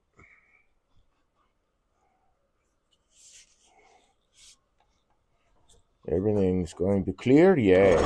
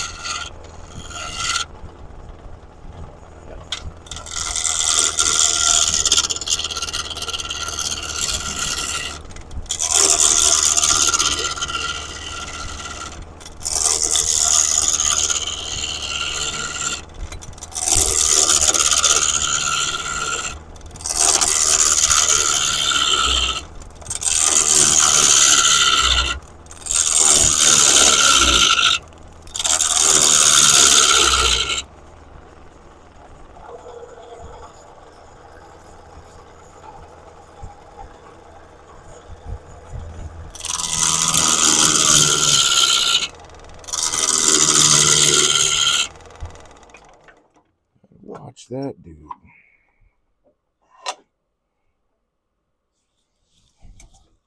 Let me back up just a bit.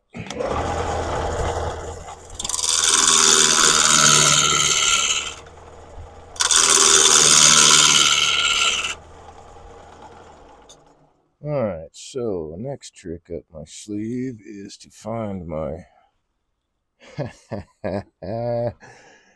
my skew, which is falling into the shavings on the other side.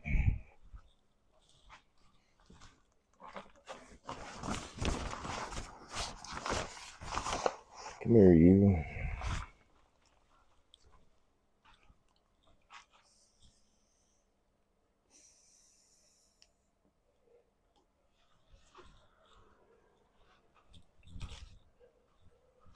Anyway, I'd like to have this job done before Friday.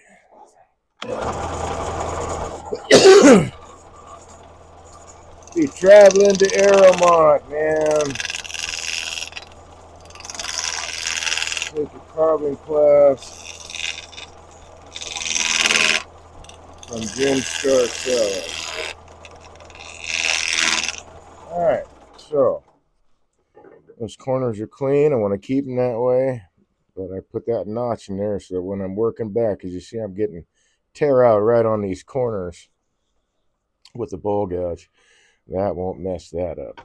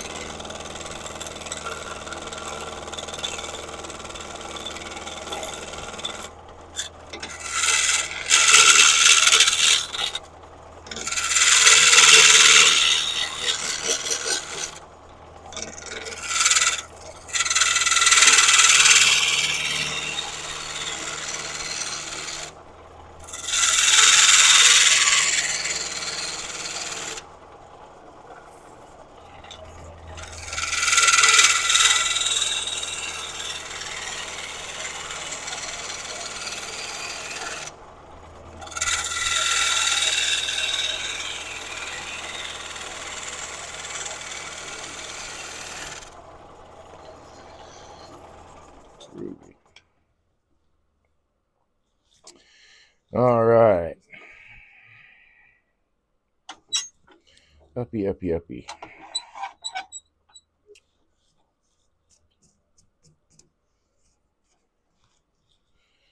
All right, so I need to measure my, oops, there we go. Because that was 1.25 inches. I'm going to need to bring it down to 3/4 of an inch. I thought I marked that. I did right there.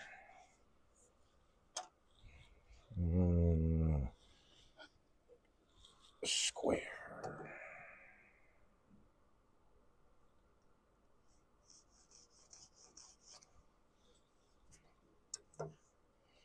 I like to mark these lines because even though it's not round, the light hits the faces in a way that I can still see the line. If I do, sometimes if I do one side, but usually I've got to do like two sides. So on a corner, it works really, really nice to have that line show up in the ghost image. So that's where I need to bring it down to. It's quite a rise to this line that I got to work to. Okay, so let's get that cleaned up a little bit better. I'm going to go to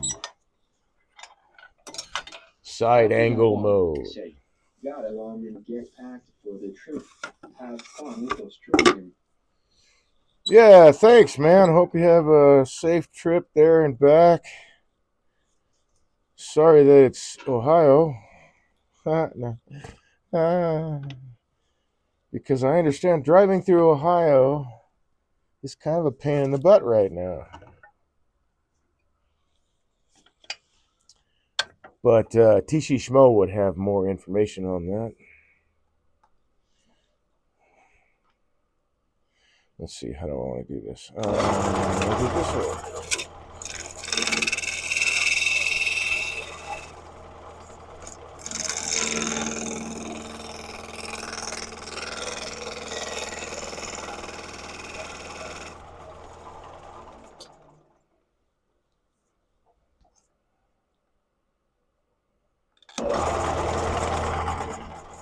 That's not enough of an angle. I really need to be up on that dude. That should do. Ohio sucks, and the roads are bad too.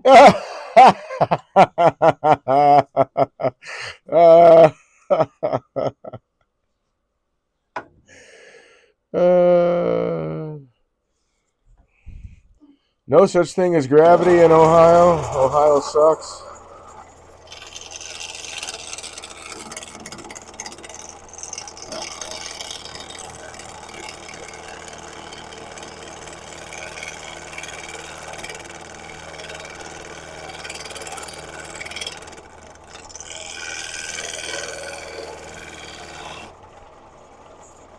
When I lived in Oklahoma, one of the big jokes was, why is it so windy in Oklahoma? It's because Texas blows and Kansas sucks. Or maybe it was Texas sucks and Kansas blows. Nope, Texas blows and Kansas sucks because the Gulf Stream comes out that way.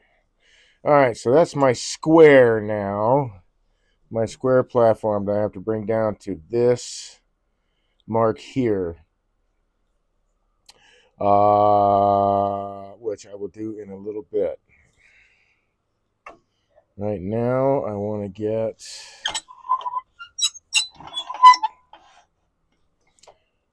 all my corners to pass. There we go. And I want to work on this diameter. Did I already gauge that? I think I did, didn't I? That's too loose, way too loose. Yep, I'm going to tighten that down a little bit.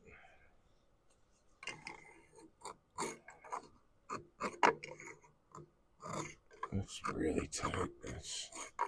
But that is like nothing, man. All right, so happy medium would be maybe that. This one's really, but part of it is too, again, it's that, where's that crack fall? Right there. So I'm getting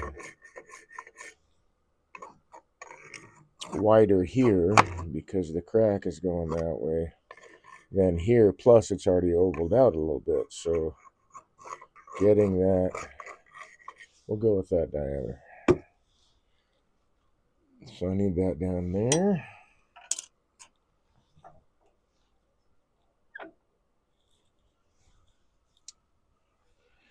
And I'm pretty sure that that bottom feature is 1/2 inch, but I could be wrong. 1/2 inch it is. So let's clean this up here. Let's get this out of the way. Where's my, there you are. Hey, buddy.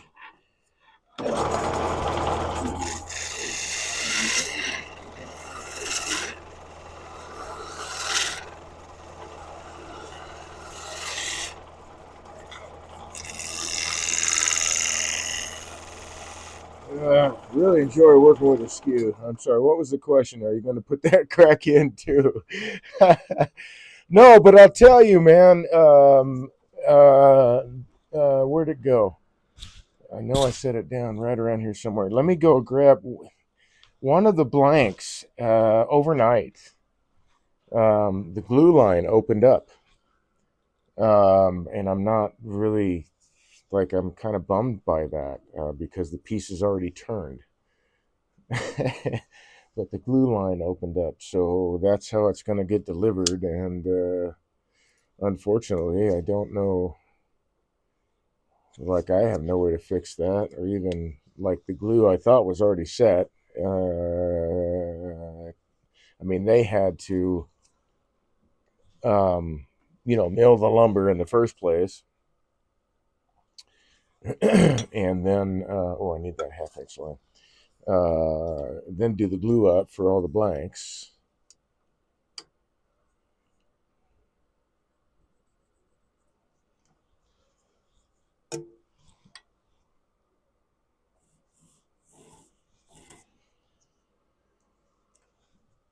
So I don't know exactly.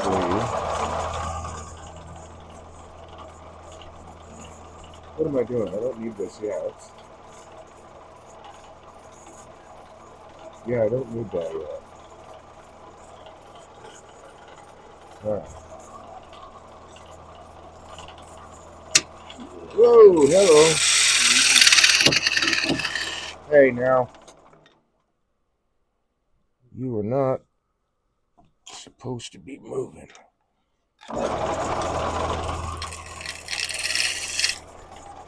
You know what? I will strike that line.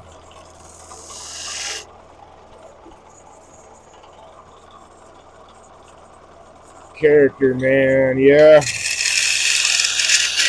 no doubt.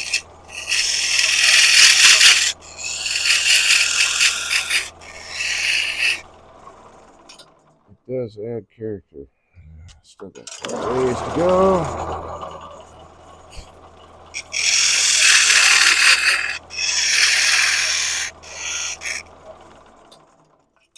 Oh, I lost that set of calipers. I'll have to collect those.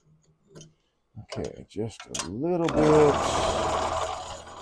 Shave and a haircut. And that'll do it right there.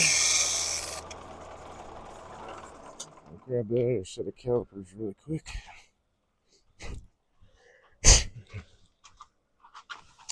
Oh no, I think I got a shaving up my nose. I'm going to turn off the microphone real quick and blow my nose.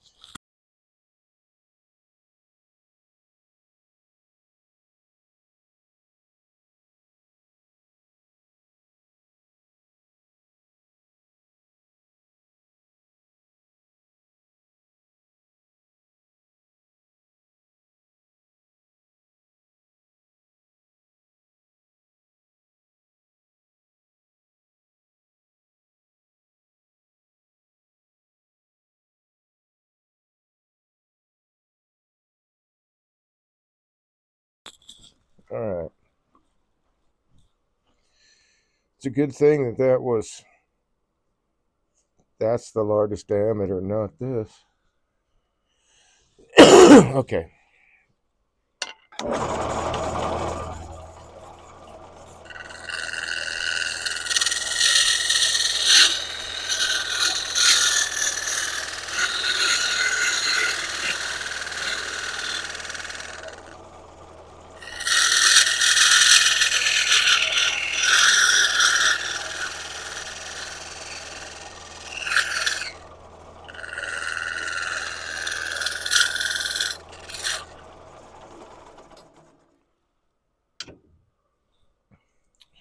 Okay. Then after that, oh, I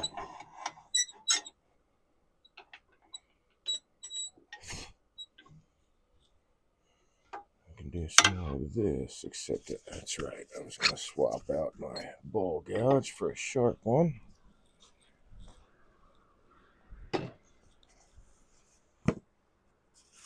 Let's do that now. Oop, nope. You are a spindle gouge, sir. You are not a bowl gouge.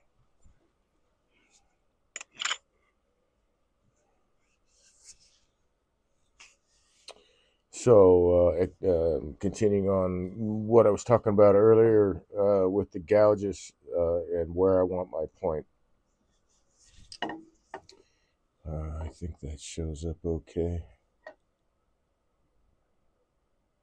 So, the point of the tool is as wide as the bottom of the flute.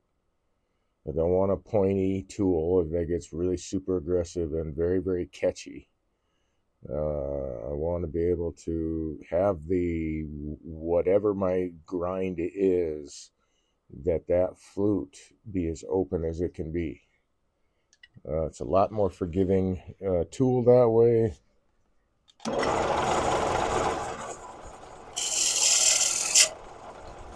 I'm up too high.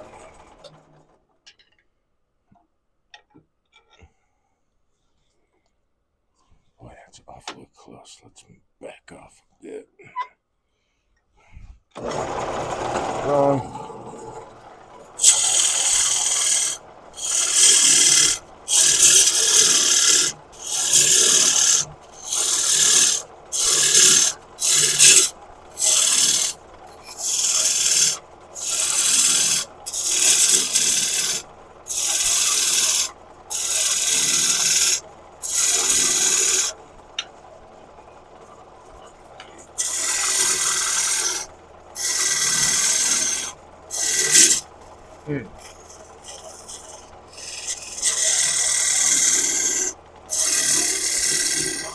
Whoa! There we are moving again.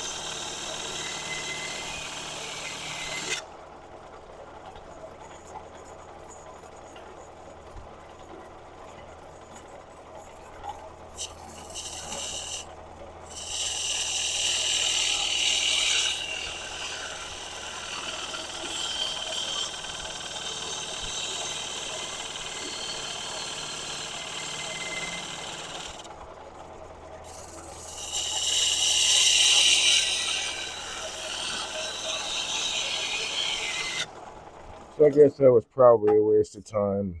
Maybe I didn't really need to get all of it down to the same diameter since I'm going to be breaking it down further and further. But it does make it a little bit easier.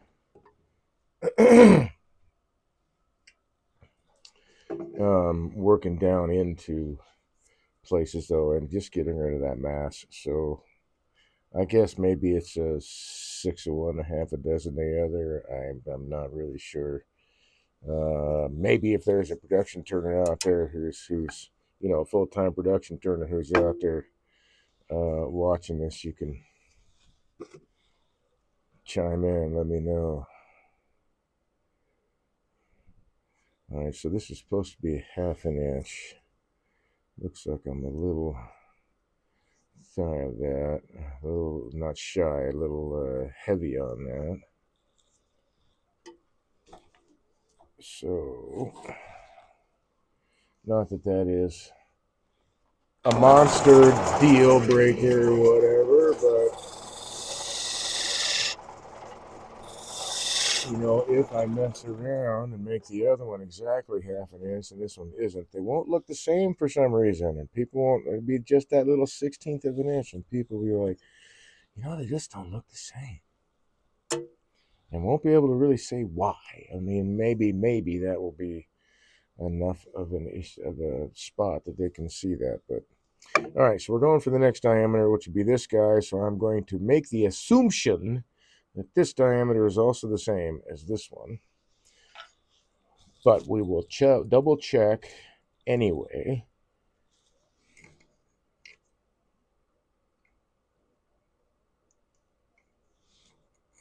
Because I'm really good at making an ass out of myself, but I don't need to drag you along with me. So I know that's not how assume goes, but what they say about assumptions. yeah, yeah. I know that's not how it's supposed to go, but yeah, I don't need to drag you down with my dumb ass. Okay, that was just a little too tight. Oh, come on, let's get that. Okay, that's where it's loose. So we ovaled out there. So I need to get. It's always fun trying to work with trying to open up calipers like when you got them. That just feels really, really terrible. When you got them on a spot like that and you need to open them up maybe to get all the way across and you don't really want to jam it back the other way if you're afraid to maybe gouging the wood. It's really hard to get these to open when there's tension on it. It's kind of amusing. Okay, so I'm going to go at like the diagonal, and maybe that will be, I can go with that because that seems more like a happy medium where I needed to be. So that is right in here.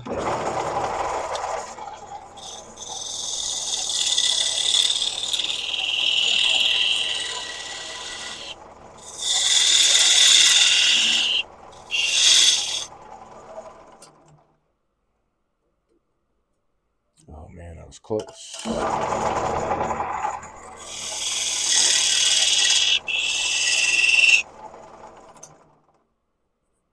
Ta-da! Get in the groove. Get in the groove, baby. All right. So that's that guy. I didn't do what I said I was going to do. I didn't check this. And it's a little wider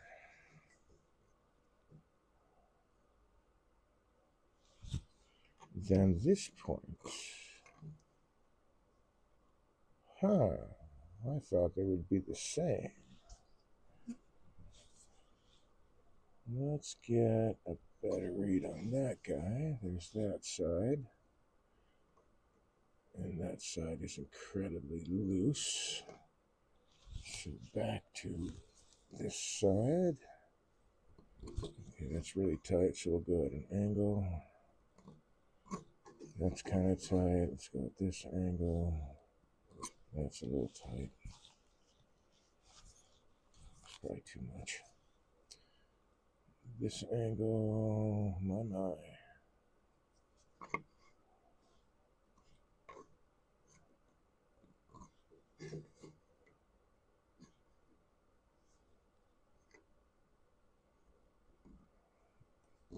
Yeah, that's too much. And that was way not enough. Okay. Okay, that one's good. That's not bad. And that's kind of tight, so we'll take it. And that was very close to this. Like an eighth of an inch larger. That's really wild. I would think they would be the same size. But they are not. Good thing I checked that, because that is the next widest. So we need to get our storyboard out. Short newel post.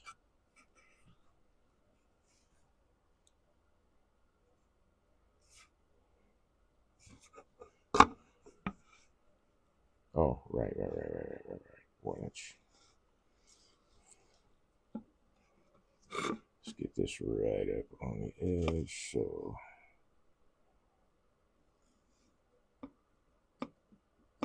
that's the top. And I need to get this dude right here. That diameter.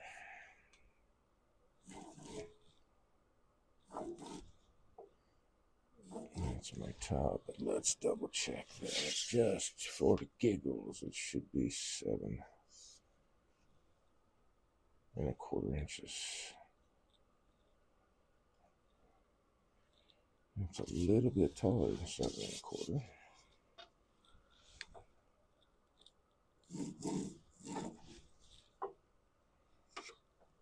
Let's take a look at this again. Okay, that looks better. That looks better. And that line is on. Okay. So let's score these first.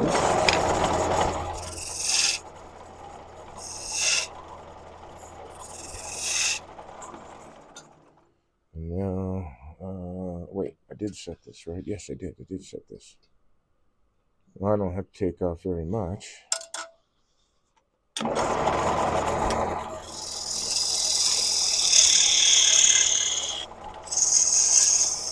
I think just that will do it. Yep. Okay. Cool.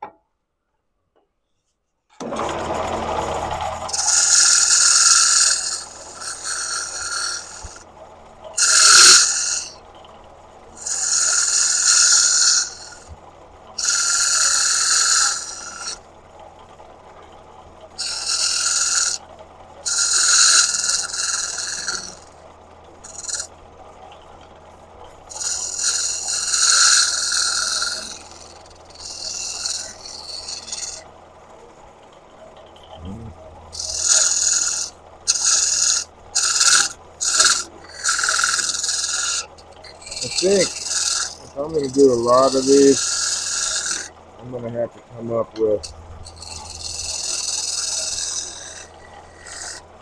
a finger system of some type that will just sit up there, attach it to my lathe when I do more of these guys.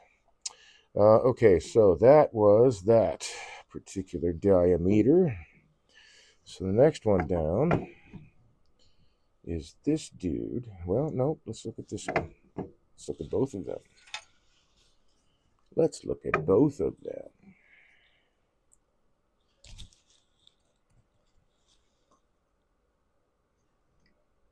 That's quite a bit smaller.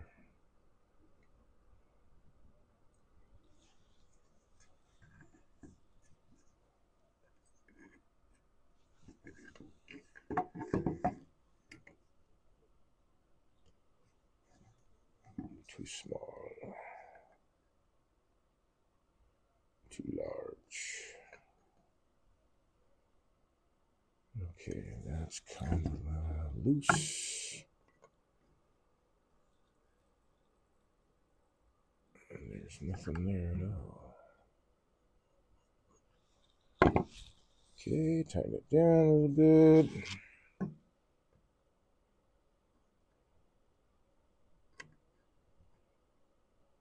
I didn't move that much.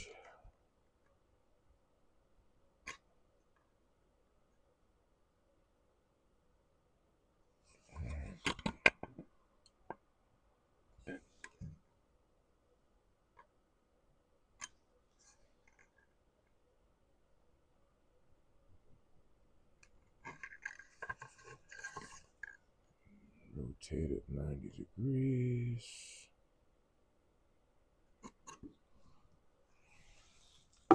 Alright, so I'm going to open it up just a little bit. And that was this ring. And this ring is 5/8 of an inch. Shoot with your pencil, Dave.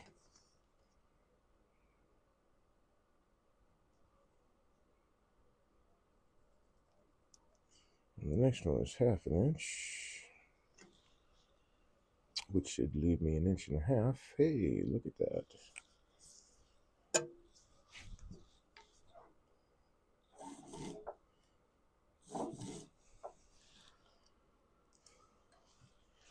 Okay, that's this ring we're playing with now, so let me score that line. Well, I am going to wind up scoring that line anyway, so let's just do that.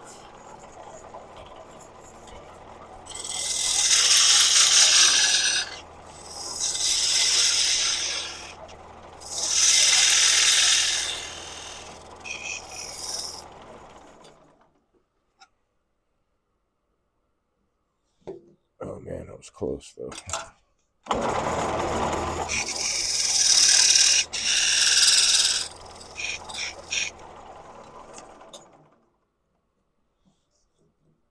Still a little tight.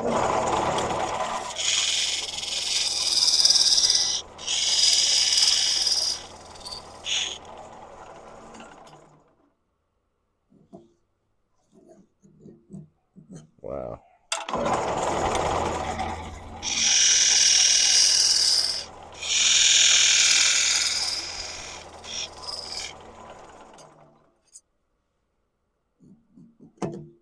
Okay.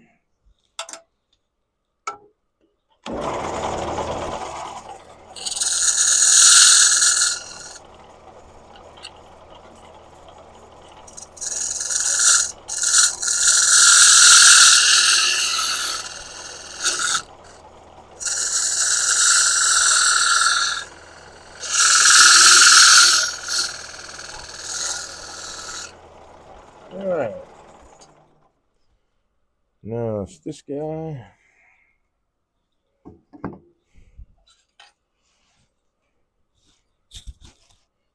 I think. Let's see.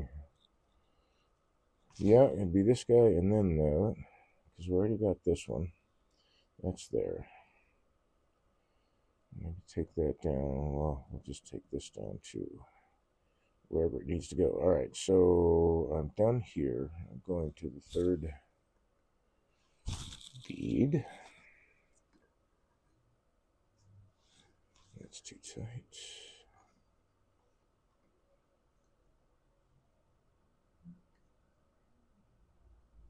It's a little loose.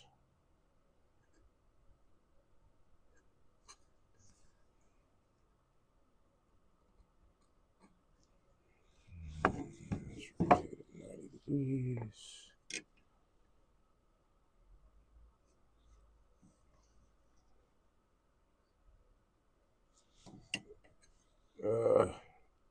I need one more hand. One more arm with a hand on it. Prehensile tail, maybe. Maybe that would be helpful. Maybe not. All the chairs would look different, that's for sure.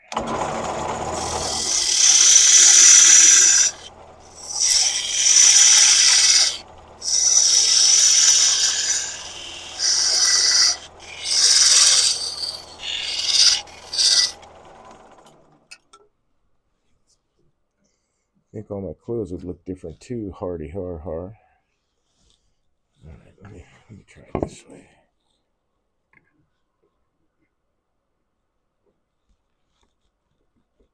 Okay, that was a little tough. Let's try it this way. Man, there's like nothing there. Alright. Try again. Okay, got a little bit of drag there. Oh, and a whole lot there. Like a lot.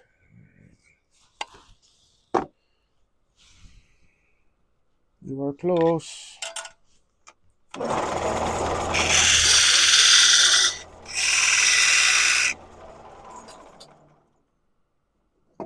Yes.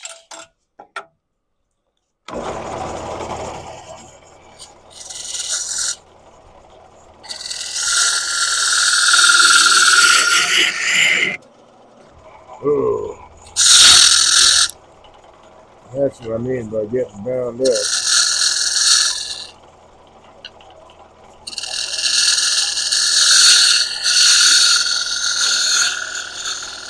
Seems like,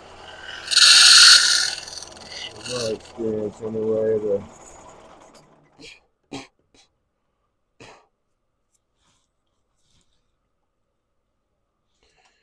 wider the tool, the easier it is to bind it up. Ah, man, the smallest bead is still larger than the top. So,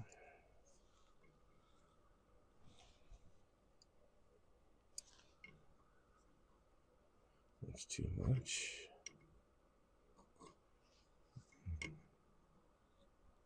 That's too much. That's a lot. And that's nothing. So let's go at angles. That one. And that one. I'll open it up just a little bit.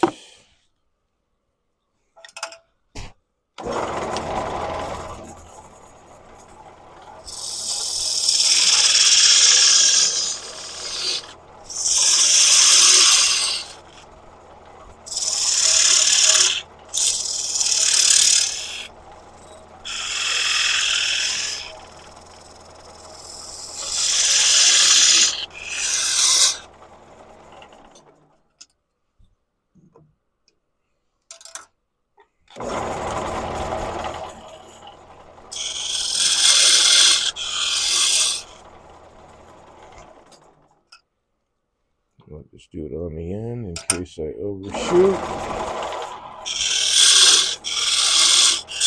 Since that's going to be domed over anyway, I'll turn away any kind of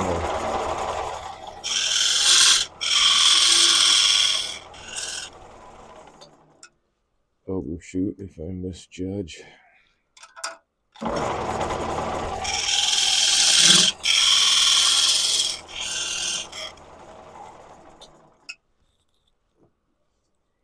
Oh man, still more. More!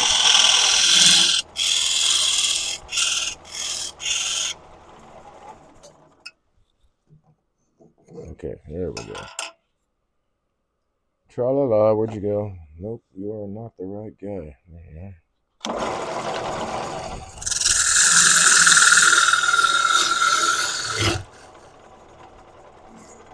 Let's see, why is that happening? He asks.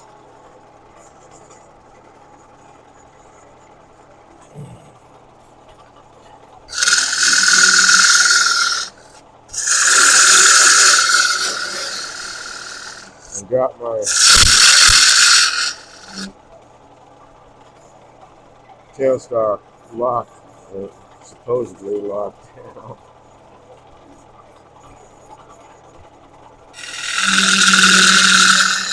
And it backed off on me.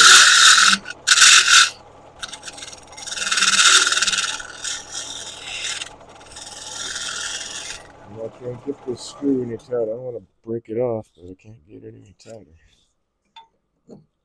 Okay, that is going to work right there. So that means that top that's coming off. So this then.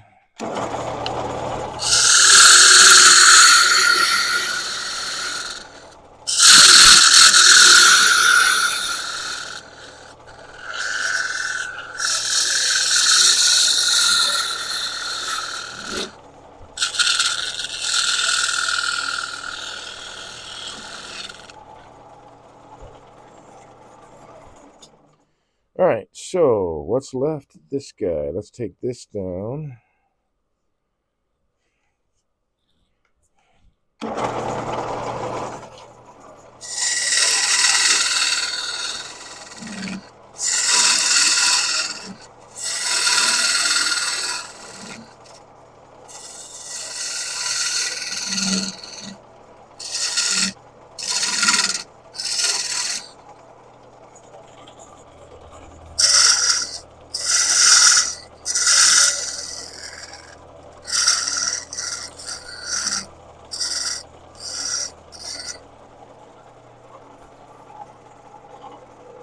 Oh, why am I being so fussy about that? Oh my goodness.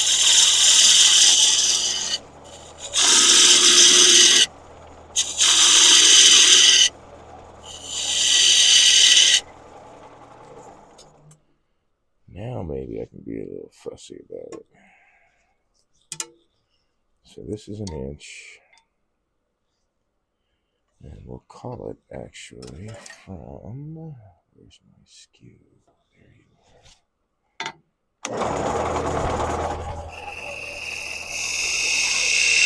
That line right there.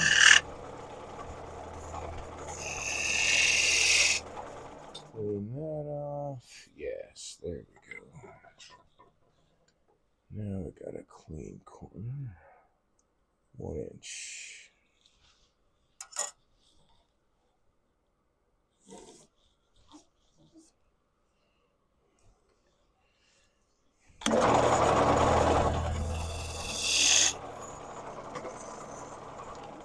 Alright, so the next feature after this guy would be this fillet.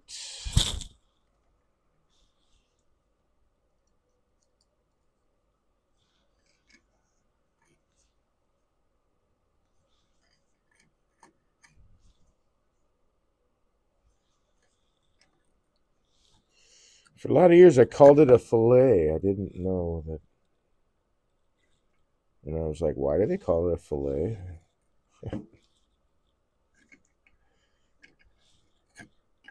But no, it's not French at all. Well, maybe it is, but they call it a fillet anyway. And they are spelled the same.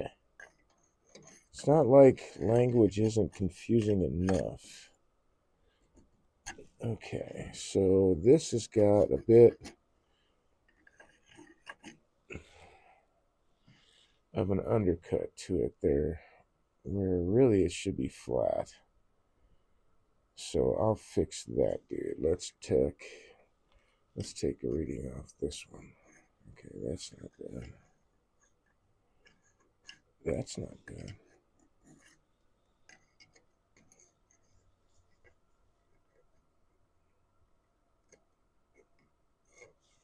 Am I even touching it? No. Okay, so that's where it's gone. So it's a little bit tight there, and I got nothing happening there.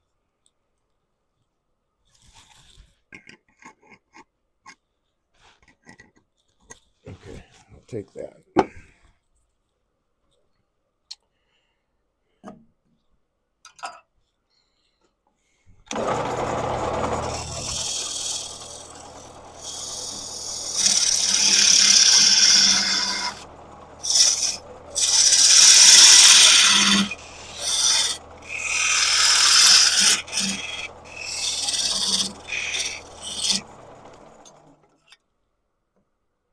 Still got quite a ways to go.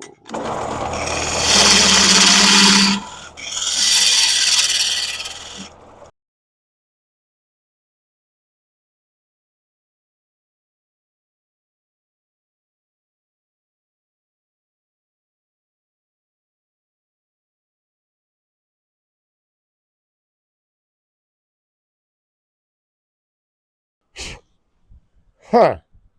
You know, that's been happening on and off, and I gotta tell you, I'm wondering if it is. They did some line work today, like right outside in the front yard. And I was going to go out there and ask them if there was going to be a power outage or some shit. And I didn't. Anyway, they were up messing with the lines.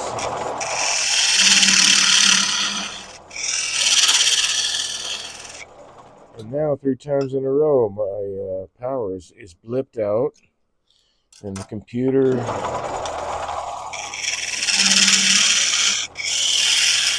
everything's dropped out just for a split second.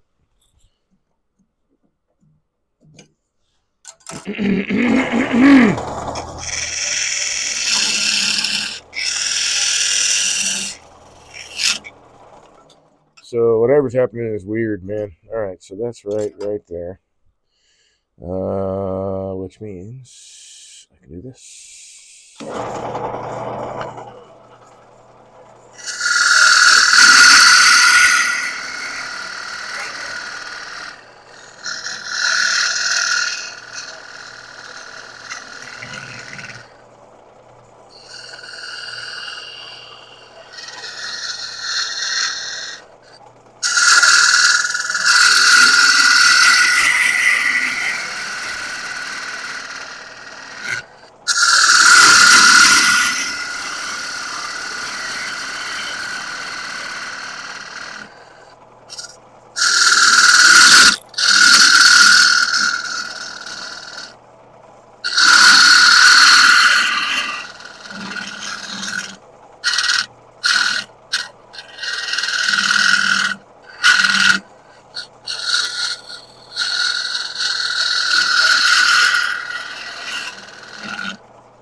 Now,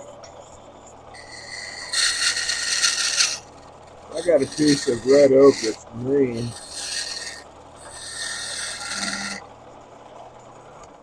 I'll do a peel and cut on that.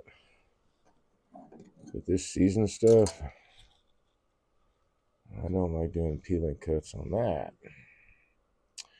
I wanted to measure this because this is supposed to be a Huffnage. And it is. Okay, good. Making sure I didn't miss my line there. Okay, so that is the fillets in there.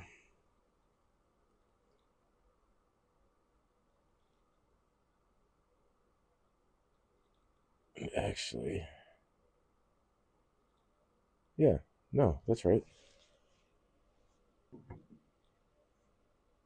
We were right in there. So that's the fillets there. So I need this last diameter.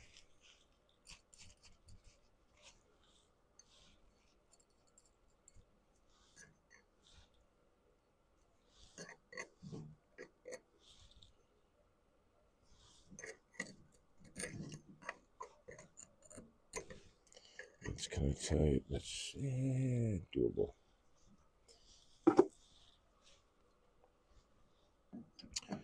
So go right down to the bottom of the cove there. I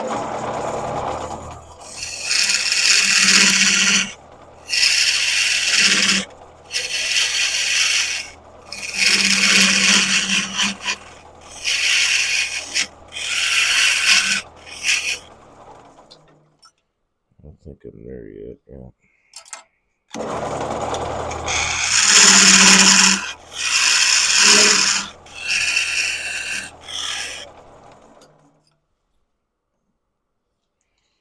So yeah, situations like this, I think, having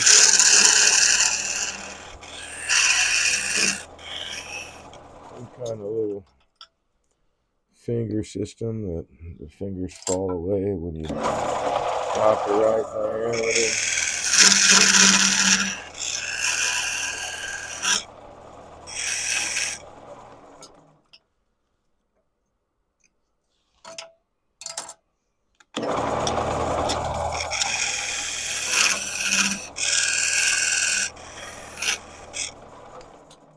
That should be the dude. It's a little tight, but that's okay. All right, so that is essentially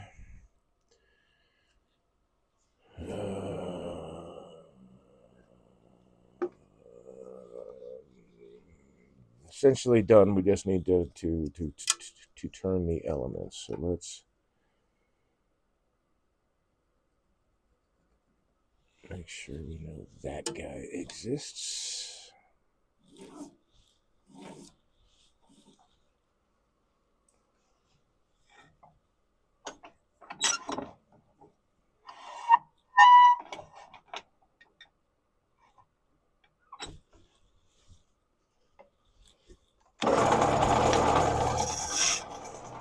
Oh, I didn't need to do that. Jeez, man, a little over.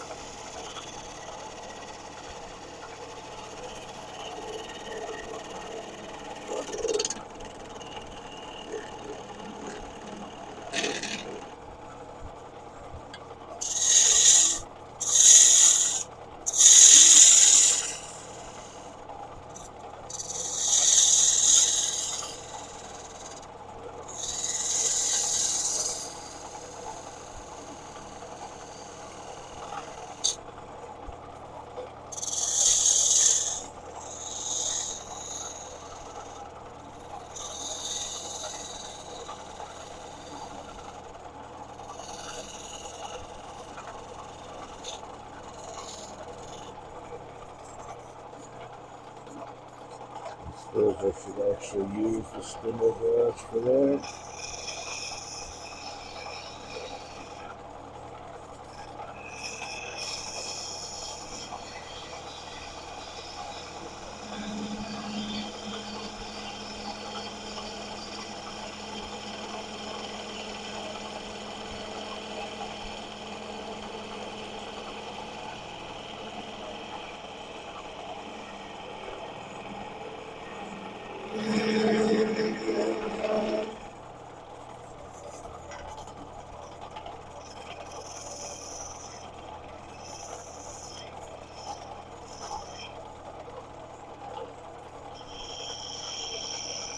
One nice thing about red oak is you can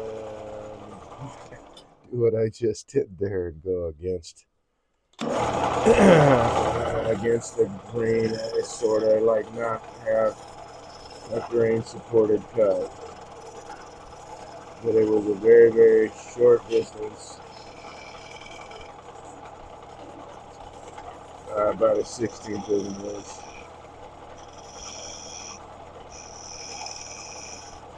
And the wood isn't going to fuzz out.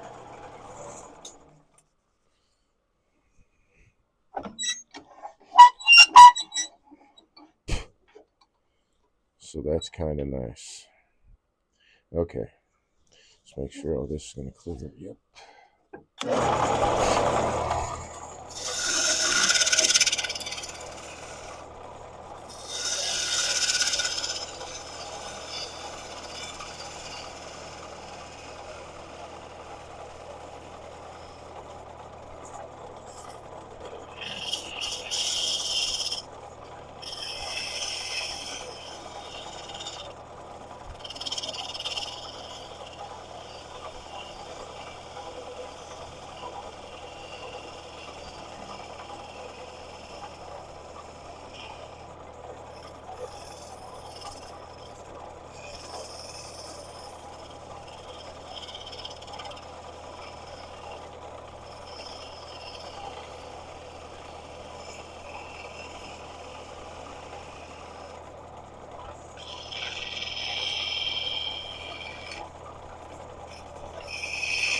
What am I doing?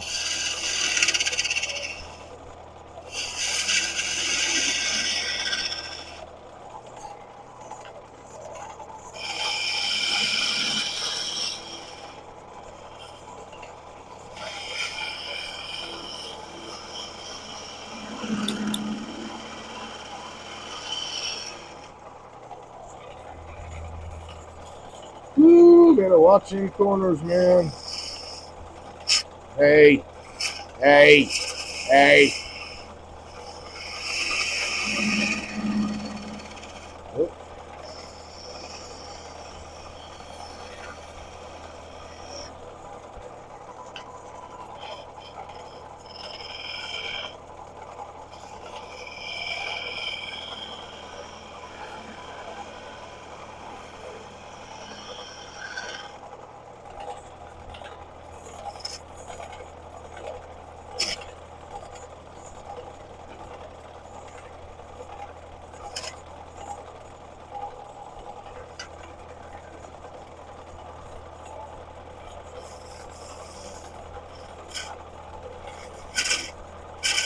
damn it.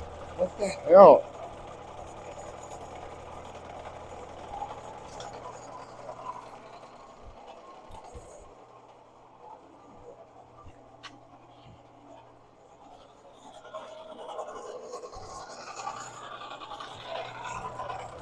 Must not have gotten that grind.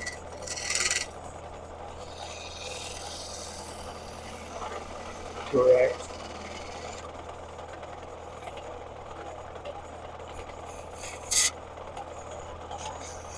Or maybe it's just me and this wood.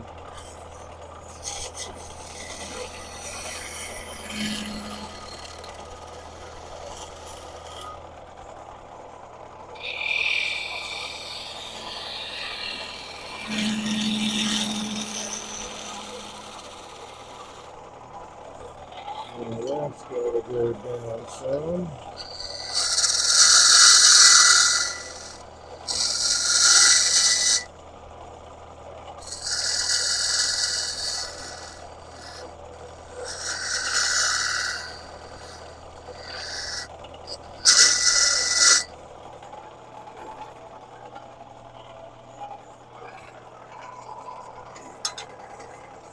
I'm also incredibly high on the food rest. That might also be a mitigating factor.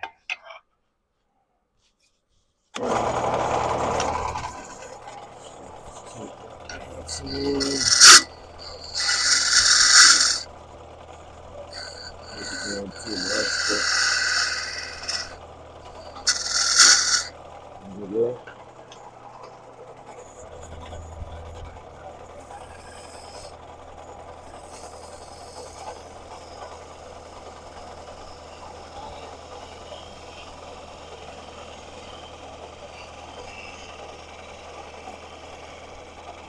Well, I've got food blanks if I need them.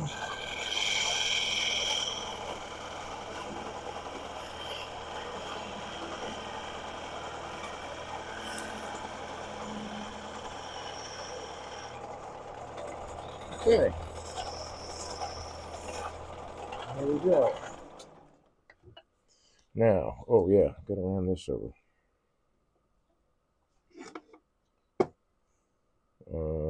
Come back here. Nope, not you. You. So we want to angle everything this way.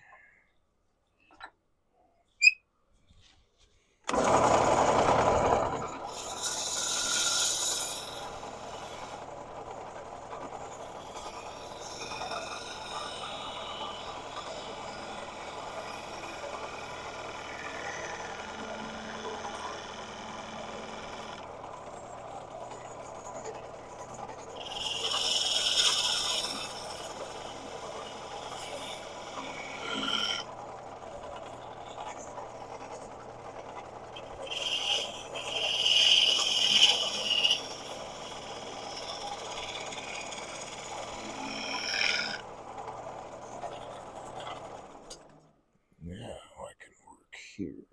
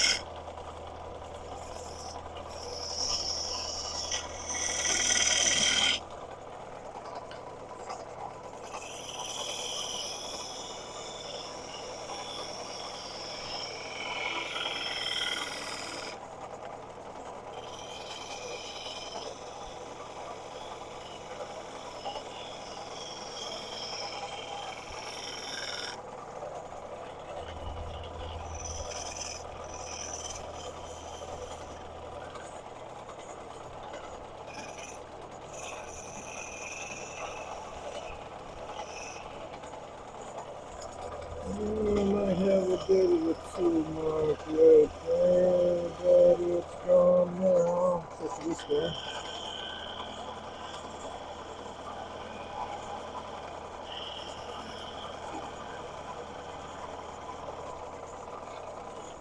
Okay, cool. So that should look suspiciously like that, except for this part here that I've got to, yeah, that'll work.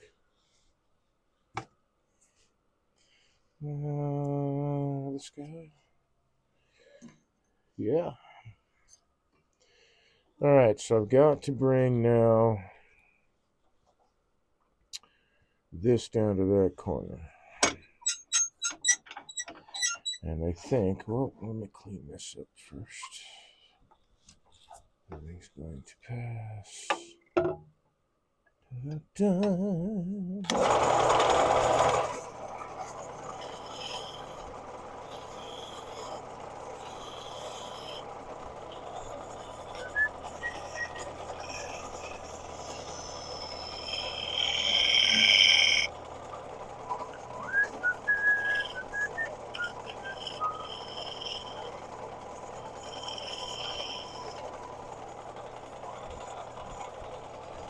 And we clean up that tool mark a little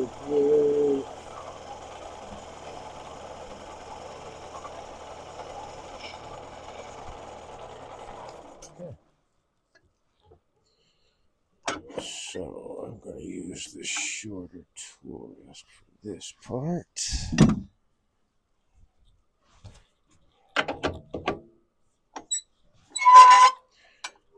I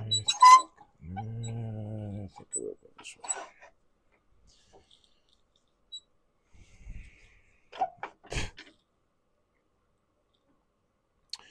So, since the fibers are running this way, and I need to make an uphill cut, all these fibers are going to be supporting me on my cut all the way down. So actually, I should be able to do this with a spindle gouge. Watch them corners, man.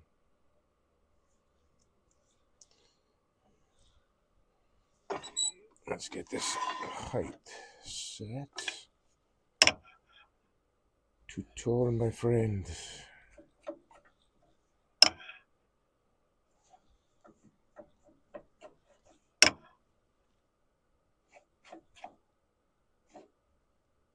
I think that'll do. We're good on time. Oh, 10 minutes. Well, at least in 10 minutes I'll have one of the small ones done.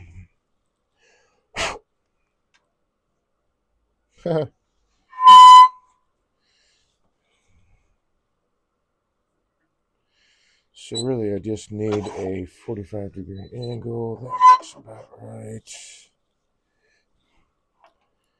To get that dude right up in there. Although now I wonder, actually what I want to do first, since I have that line. For wooden stairs. Yeah.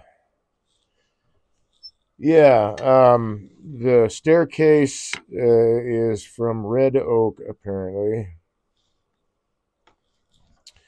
And so I'm turning all the balusters and the newel posts.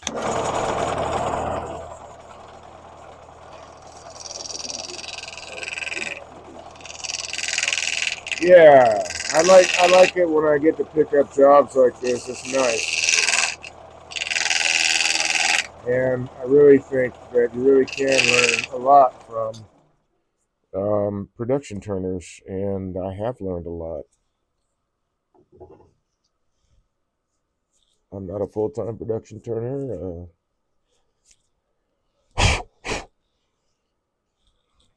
Doesn't mean I never will be.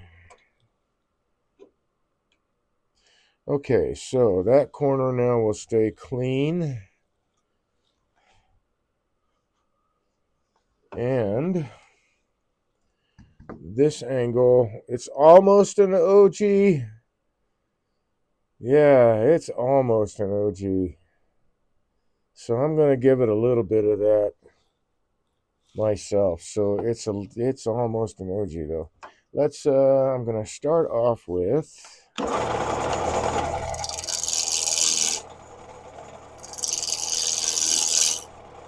spindle gouge or bull gouge.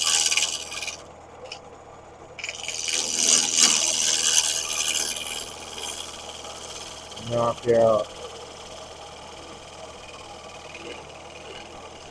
most of the mass here. There we go. So I've already almost got that.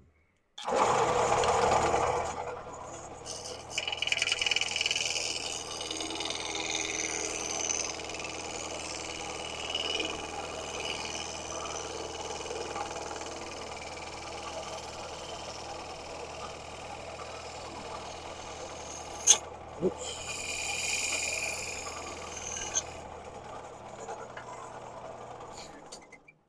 Let's see how close I'm getting here. Oh, not bad. All right. Cool. That is a good thing. Yeah, all right. So one more pass with the spindle gouge. Let me grab, yes, a piece of abrasive.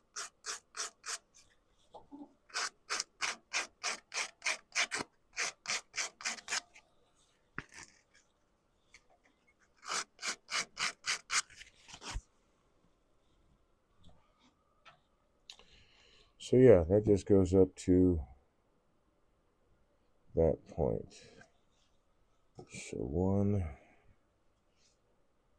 not with the bowl gouge, with the spindle gouge.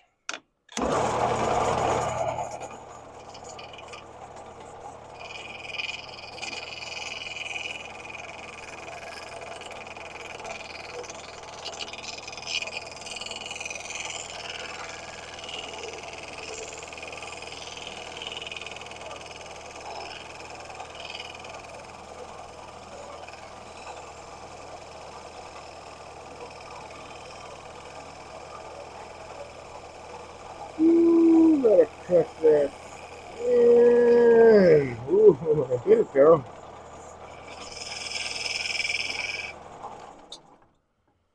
And no tool mark, so a little bit there, but I can get that with the sander. There's, yeah, or.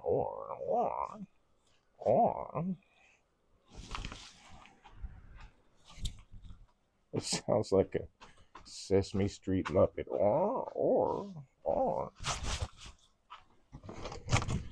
I can grab my negative rake round nose scraper. Dress up the burr on it and pretty that up real quick.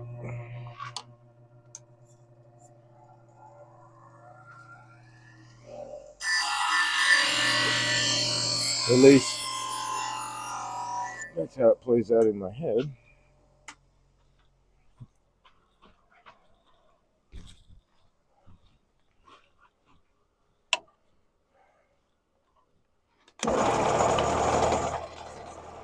So we got it up on edge. Get a more sheer cut. Light cut.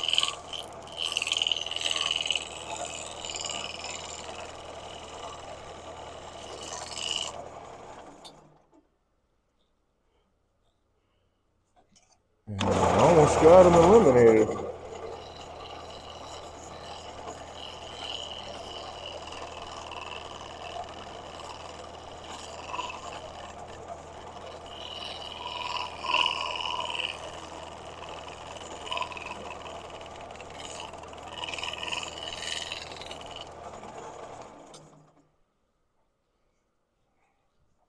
Cool, and the rest will sand out. So, because there's really nothing, just a little bit right here.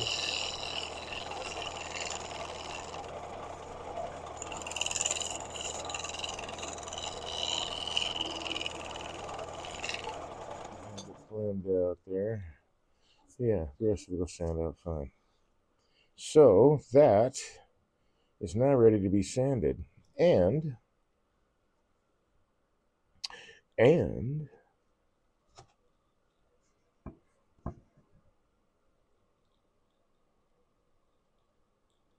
it matches. That's important too. Not ready to be sanded yet. I need to get rid of that nub. So we'll use this guy. No, I'll use bowl gouge.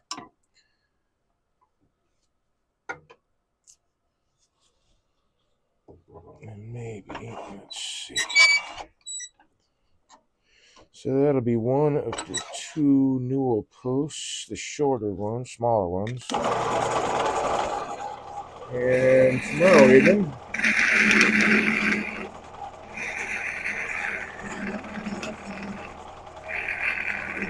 I'll finish off the project by turning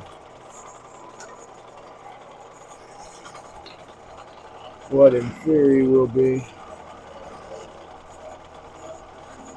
the second small newel post.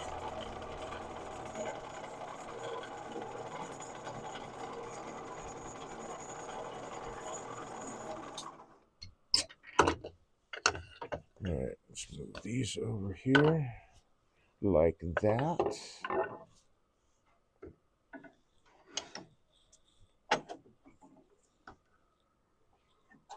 I think I'm too low for my bowl gouge.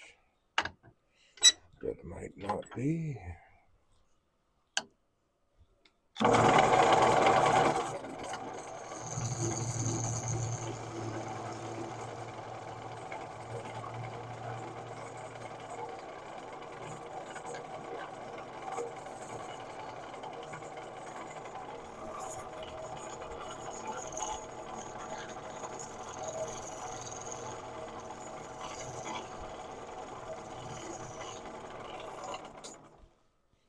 cool beans. You know what? I'm going to sand this dude.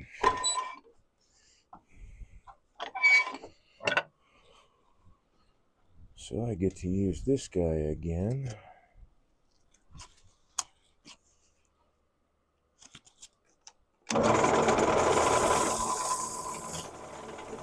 To keep my fleshy parts away from the spinning corners. Woo! Like that. See, that didn't touch me. Didn't touch me at all. But it did take this away, and that's all right.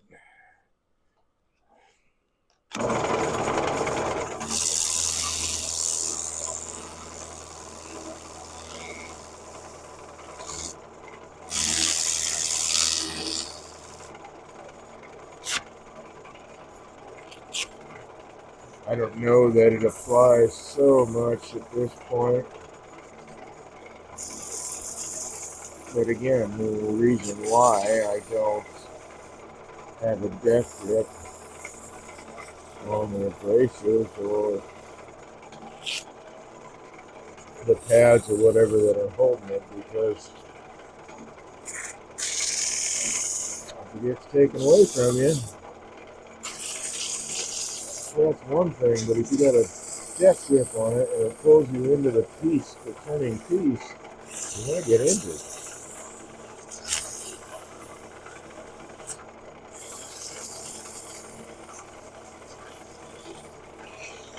Every turner is definitely responsible for their own safety. But I highly recommend that you pay attention to it, because this is inherently a dangerous practice.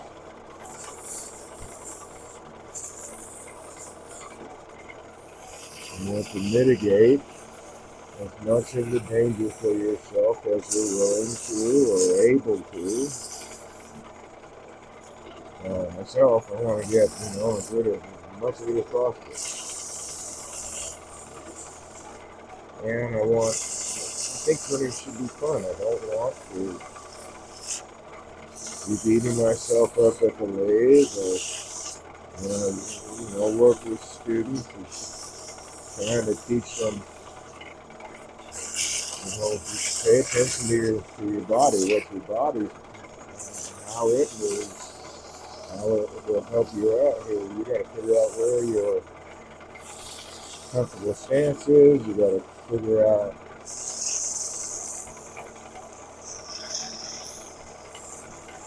how or what is the most efficient way to move your body when you're making a cut. You got to figure out even the simple act of, and maybe not so simple act of sanding. All those little factors add up. See, I got lucky here. I didn't get more of a knock than that. It just took a little bit of skin off, just enough to cause a little blood to come to the surface. And it's because I'm using my hands a lot. Of course, blood is flowing through my hands.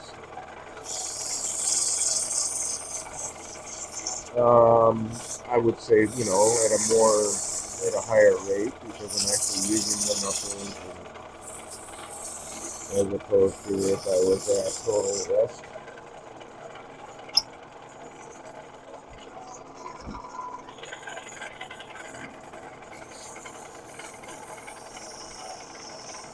But in this calculation,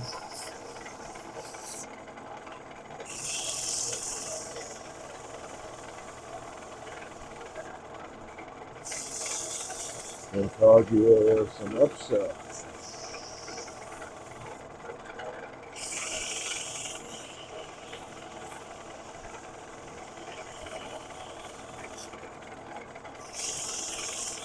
So I guess approach it with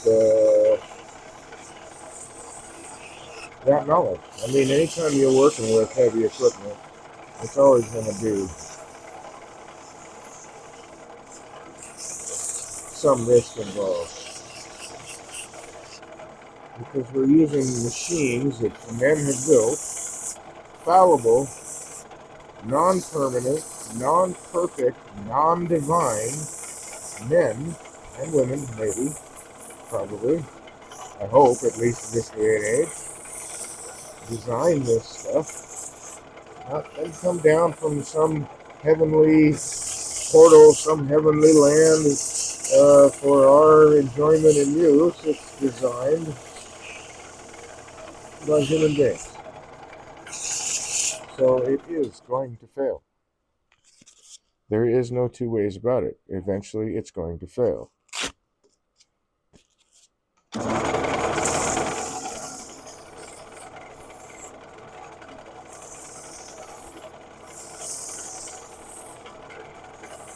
And if you are not paying attention, then eventually you're going to injure yourself. They say that turning is great therapy for PTSD. I mean, you have to be right here, right now. I mean, I can't let my mind wander. I can get much worse than just a tiny little bark on my knuckle.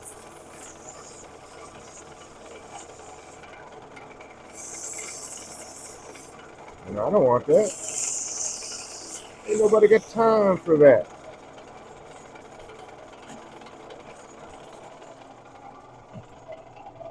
So, practice safe turning, I guess, is the main message of all that. You are responsible for your own safety in the end. Anything anyone says that is not you is just giving you an opinion. Oh, and by the way, anything that you say is also just an opinion. You have to choose whether to accept that opinion as something you're willing to follow or not. And I really do recommend that you err on the side of safety when you're working with this stuff.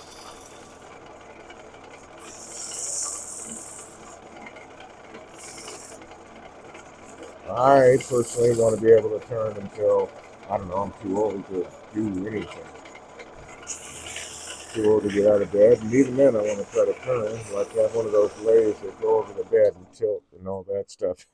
Maybe do it just to annoy my children and my grandchildren. I want a lathe in the hospital. It's got to be there so that I can recover. And Dad, you're old. You're gonna die. Not with a lathe in the hospital room. I need a lathe. You can't tell me I can't turn. I don't know. We'll see how it goes. I would hope I don't get stuck in a hospital, though, I guess. They have a pretty high rate of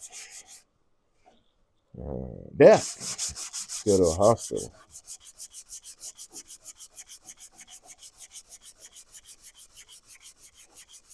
It's kind of like one of those, like it's a prequel to the morgue. Like everybody's dying to get into the morgue, right? Already, har, har, har.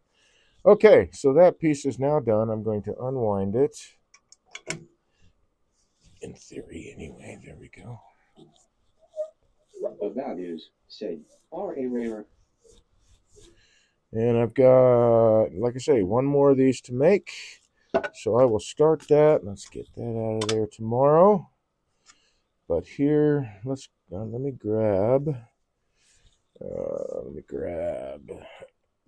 this chunk of wood over here. This chunk of timber. This glued up block. Not what I thought it would sound like. What's that? R. Oh. Are these for? Yes.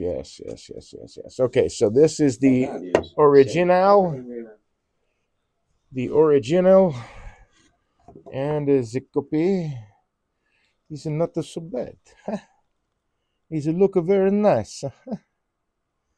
I think he's a very good. All right, so I got one more of these to make, and then I will have my two um, smaller um, newel posts. I'm going to Values set these say, aside, so I very will nice, very good. be back. I think the most interesting thing about turning this way is that you have to copy the thing many times. Um, it is a really, really great way. I think, well, it has been for me anyway, doing some production turning and having to copy um, elements on a piece from, the old spindle, whatever that is, chair leg, table leg, stretcher, back spindle, whatever. Values say, good way to practice how repeatable your skills are. Yep, and it's a great way to train you to be able to repeat those things. I started off with smaller. Oh, I know what it was. What it started me off was mentoring with Lyle Jameson, and I was really happy with the piece. It was kind of early on. He said, you really like it?" I said, "Yeah." He said, "Turn it again." And so I had to Values copy say, that. anyone can turn a candlestick, but can you turn 10 identical ones? Right, right. And even so, man, there's going to be some slight variation, but it's not usually a big deal. Even hand turn, even though it's hand turned, there's going to be some slight variation in every piece, but it's very, very slight. So, I mean, essentially, they're exact copies. But you're right. You're absolutely right. Anybody can turn candlestick, but turn five pairs, all the same. Yeah, all identical.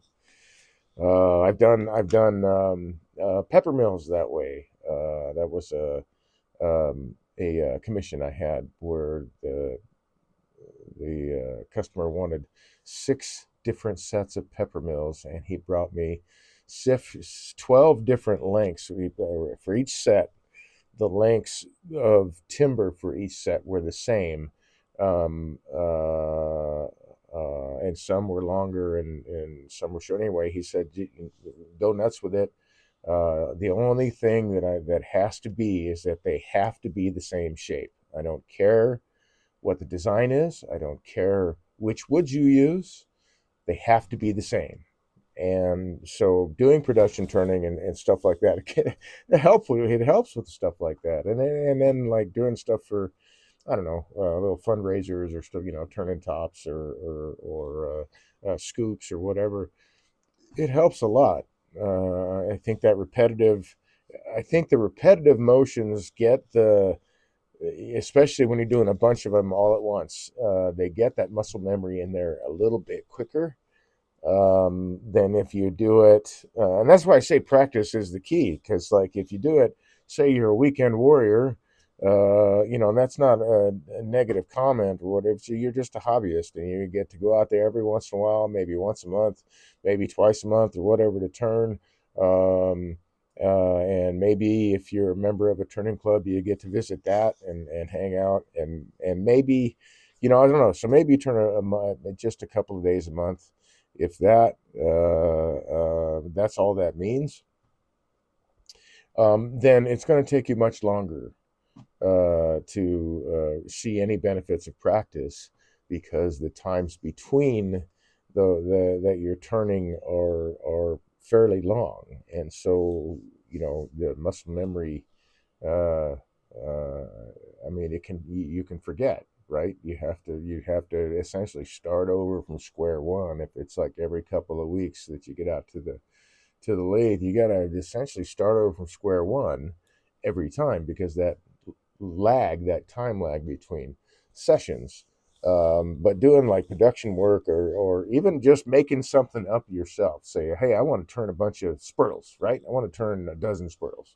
and then turn one, and then turn a dozen of them the same. Go nuts with whatever design you want. It doesn't matter. Put a bunch of beads on it, or make it plain. It doesn't matter. Make it plain, but copy it exactly every single time, and you'll see that at least in the very beginning, you'll be turning more than a dozen to get them to get them to match. Uh, uh, but I mean, it's excellent practice, and I think that the more you practice, the quicker the muscle memory builds, and the quicker the muscle memory builds, the quicker you are to a more enjoyable turning experience, safer one. But there's lots of little pieces to that puzzle, as some folks are wont to say. I guess I say it too. Um, it's not just that; it's the sharpening, it's the learning what bevels work best for you, the stances. It's the learning how to use each tool the most efficient manner. On and on and on and on. There's a lot.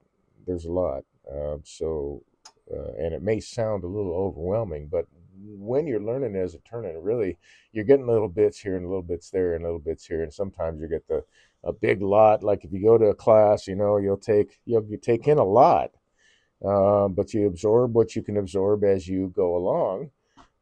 But the more you practice, the better your turning is going to be. It's just the bottom line. I wish there was a shortcut. It would be nice. I looked for one. It didn't happen. Didn't happen. You got to put the time in behind the wheel, so to speak. So, give yourself that permission to have that time, and give yourself permission to make the mistakes, the happy little accidents. Just because something doesn't come out the way you envisioned it in your head does not mean that it's not a good piece. I mean, it doesn't mean that it's a failure on your part or whatever. A lot of this takes practice and it takes time. A lot of this, I mean, some of these things, I guess, honestly, I probably make them look easy, but they're not easy. It's I can attest to the fact that some of these things that I do are just they're not easy. I make it look easy because I practice it about a bazillion times. And I've made tons of design changes along the way that were not planned. Um, but I want to, I keep trying to keep that Bob Ross mentality, man, that it's a happy accident and not a disaster. That at some point I'm going to reuse that wood. In most cases, that's how it works out. In most cases, I get to reuse the wood, even if it doesn't. The piece that I'm turning doesn't make it to completion, so to speak. So yeah. I mean, I don't know. For a little while there, where they used to keep pieces because I put the time in to turn it. Yeah, so it didn't make it, but that there's a reminder for what I could learn from that and move on to the next one. And then it just started winding up being that on some of them I was able to improve the turned piece at a later date, or reuse the piece in some other novel way. So it's like, um, I didn't throw any of my old pieces away. I either returned them or reused them in some other uh, turned piece, just because. I mean, I saved a couple of them. Like I have my first lidded box. I have my very first bowl. I think I have my very first set of candlesticks. They do not match, by the way. Um, they do not match. And I've got, what else? I think I've got my first plate. Um, and that is just a warped mess. I did not realize at the time, and it Of probably should have values, made say, sense failed by before I luster, thought make a about it, but candlestick. not Candlestick failed, not make a turning a teak. plate out of Of green wood values, is a say, helpful thing, wall. unless you're going to do a twice turned piece where you turn the plate blank and then you turn the final form after it's dried for a while. Failed baluster, make a candlestick. Candlestick failed, make a toothpick. Yeah, right. Absolutely. Or a couple of toothpicks, or make a finial for a lidded box if the candlestick doesn't make it. Yeah, yeah, yeah. So anyway, for those of you who may have come in late, I'm not looking at you, Abitus, because you already fessed up, but you've been here before. My name is Dave, and I'm a wood turner. I started turning as therapy for PTSD. Found out I had a knack for it. Fell in love with it, and then I started teaching it. Fell in love with that. So I started this channel to become a better teacher, and a better demonstrator, and a better turner. Because all of those things that I set this channel up for is practice for me to be better at them. So thank you very much for supporting me in my journey by hanging out with the channel and chatting, by lurking in the background. You're still watching. You got the thing playing. I'm sure that does something to the alkaloids, the uh, algorithms. Alkaloid came out of my mouth. The algorithms, but yeah, I certainly appreciate it. I will be back tomorrow evening, 8 to 11 Eastern Standard Time. We're going to take this block right here, and we're going to turn this block into that last newel post. And then from there, I don't know what we're going to turn, man. We'll find something. I'm sure I'll have something ready to go before I get started on the newel block, which won't take apparently a long time. So anyway, groovy. I hope you all stay friendly. I hope you enjoy the rest of your evening. Thanks for joining me in mine, and I hope to see you again tomorrow evening. And if not, next week, Tuesday. Oh, sorry. Actually, next week I'll be in Airmont at the Airmont School of Arts in Gatlinburg, Tennessee, taking a carving class from Jim Scarcella. But I still plan to have my phone with me and hopefully stream from Aeromont while I'm doing some carving or something like that. So it won't be like a regular streaming next week, but I still want to get online and stream a little bit. I know there's some events that Aeromont puts on for the week on long classes that are in the evenings, so we'll have to weave around that and work around that kind of stuff. But I think it's probably doable. So I hope to see you again tomorrow evening, 8 to 11 Eastern Standard Time. And looking forward to seeing you from Aramont myself, man, next week. Take care, folks, and good night. And thank you very much, Abbas, for your kind words. I appreciate it, man. Thank you.